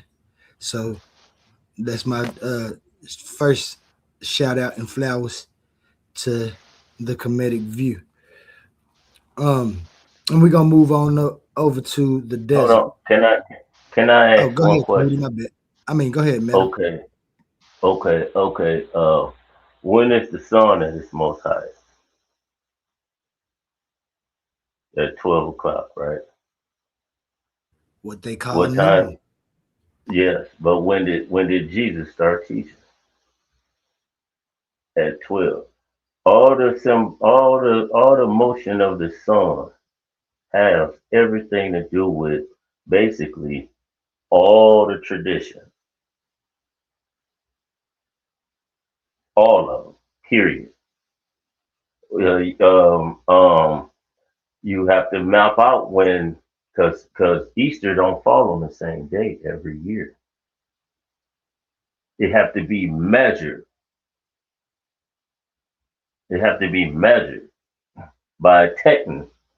It got to be measured by a technique that's in Rome, and then Rome give out when Easter is gonna be. They don't just say, "Oh man," and it take 2,000 years for it to be on the same day. So the son of how our ancestors mapped out and view the sun is it's like pinpoint accurate. It was just that we had these people take our tradition, spent it on us, and fed it back to us. Now, instead of instead of acknowledging the sun of what it does for us, we worship in a son of God, a son of man. You know, if you calculate the winter solstice of how the sun moves, you can have the sun dies for 3 days and resurrect and go back across the equinox. So these is the sun is more important than we just saying, oh, it's just in the book, the Son of God. Yes, we our people saying as far as um the sun, giving concepts to the sun. We're not saying this is our God, Son of God. Oh, traveling back across the equinox, this and that, dying on the cross, and then literally, the sun before it goes. If you look, it's a cross with the stars, with the cross stars. The sun sits right there before it dies, before it goes down for 3 days, and then it resurrects and goes back. That's when you know spring is coming, and that's what you call the new year. Bet. Thank Hey, you let for me that. address something real quick. I just got a Go for it. question, and this definitely gonna be a rhetorical question. I'm addressing what y'all brought up earlier about Kemet having conflicts with his own self, i.e., black on black crime What? in ancient times. Hey, Tahuti, So I just want to say, like, my that's question later on is, in the that's later on in the show, yeah, Tahuti. It's oh, on. that's later on in the show. I mean, y'all brought Yeah. it up and y'all tried to frame it on a Narmer palette, so I just wanted to Oh, you acquiesce talking to about? it so I can. Hold on. I didn't know you was talking about the people that came up. Okay, no, you can address that. I Yeah, did tell you that. I just wanted to entertain the idea. Let's just say, and we know that there was black on black conflicts between not only, African people, but even with Upper Kemet versus Lower Kemet. But, why is it, we have no problem with boys in the hood. We have no problem with, paying somebody a visit for something they did 4 or 5 years ago, you know, all this fighting and stuff that we got on amongst each other. But as soon as we get to Kemet, we have a problem with it. Why is that the case? Why does that suddenly debunk the power and the significance and the importance and the value of Kemet? I just want somebody to answer that question. And that's a Man, great question, brother Tahuti. Um, Omar left. I answer it from my view before anybody else. From my view, it doesn't. Boys in the Hood isn't a nice story or anything to me, and I actually do have a problem. Now, I have to admit, I grew up when Boys in the Hood first came out, so watching it and growing up in it, I understand that lifestyle might have led me, along with a lot of other people, into walks of life that we shouldn't have had simply by trying to go for that. So I don't necessarily think that those things were good, and I give them the same pushback that I would give the commission pushback if I had any pushback. But like I told you, this is an investigative for me. Omar, if you can come back up, because he's really talking to you, because you the one that was had the I will question. I would like to answer that really fast as well. Um, and then I'm gonna have to get ready to go, y'all. I gotta go lay down my wife. To answer brother to who question is an amazing question, and one of the issues is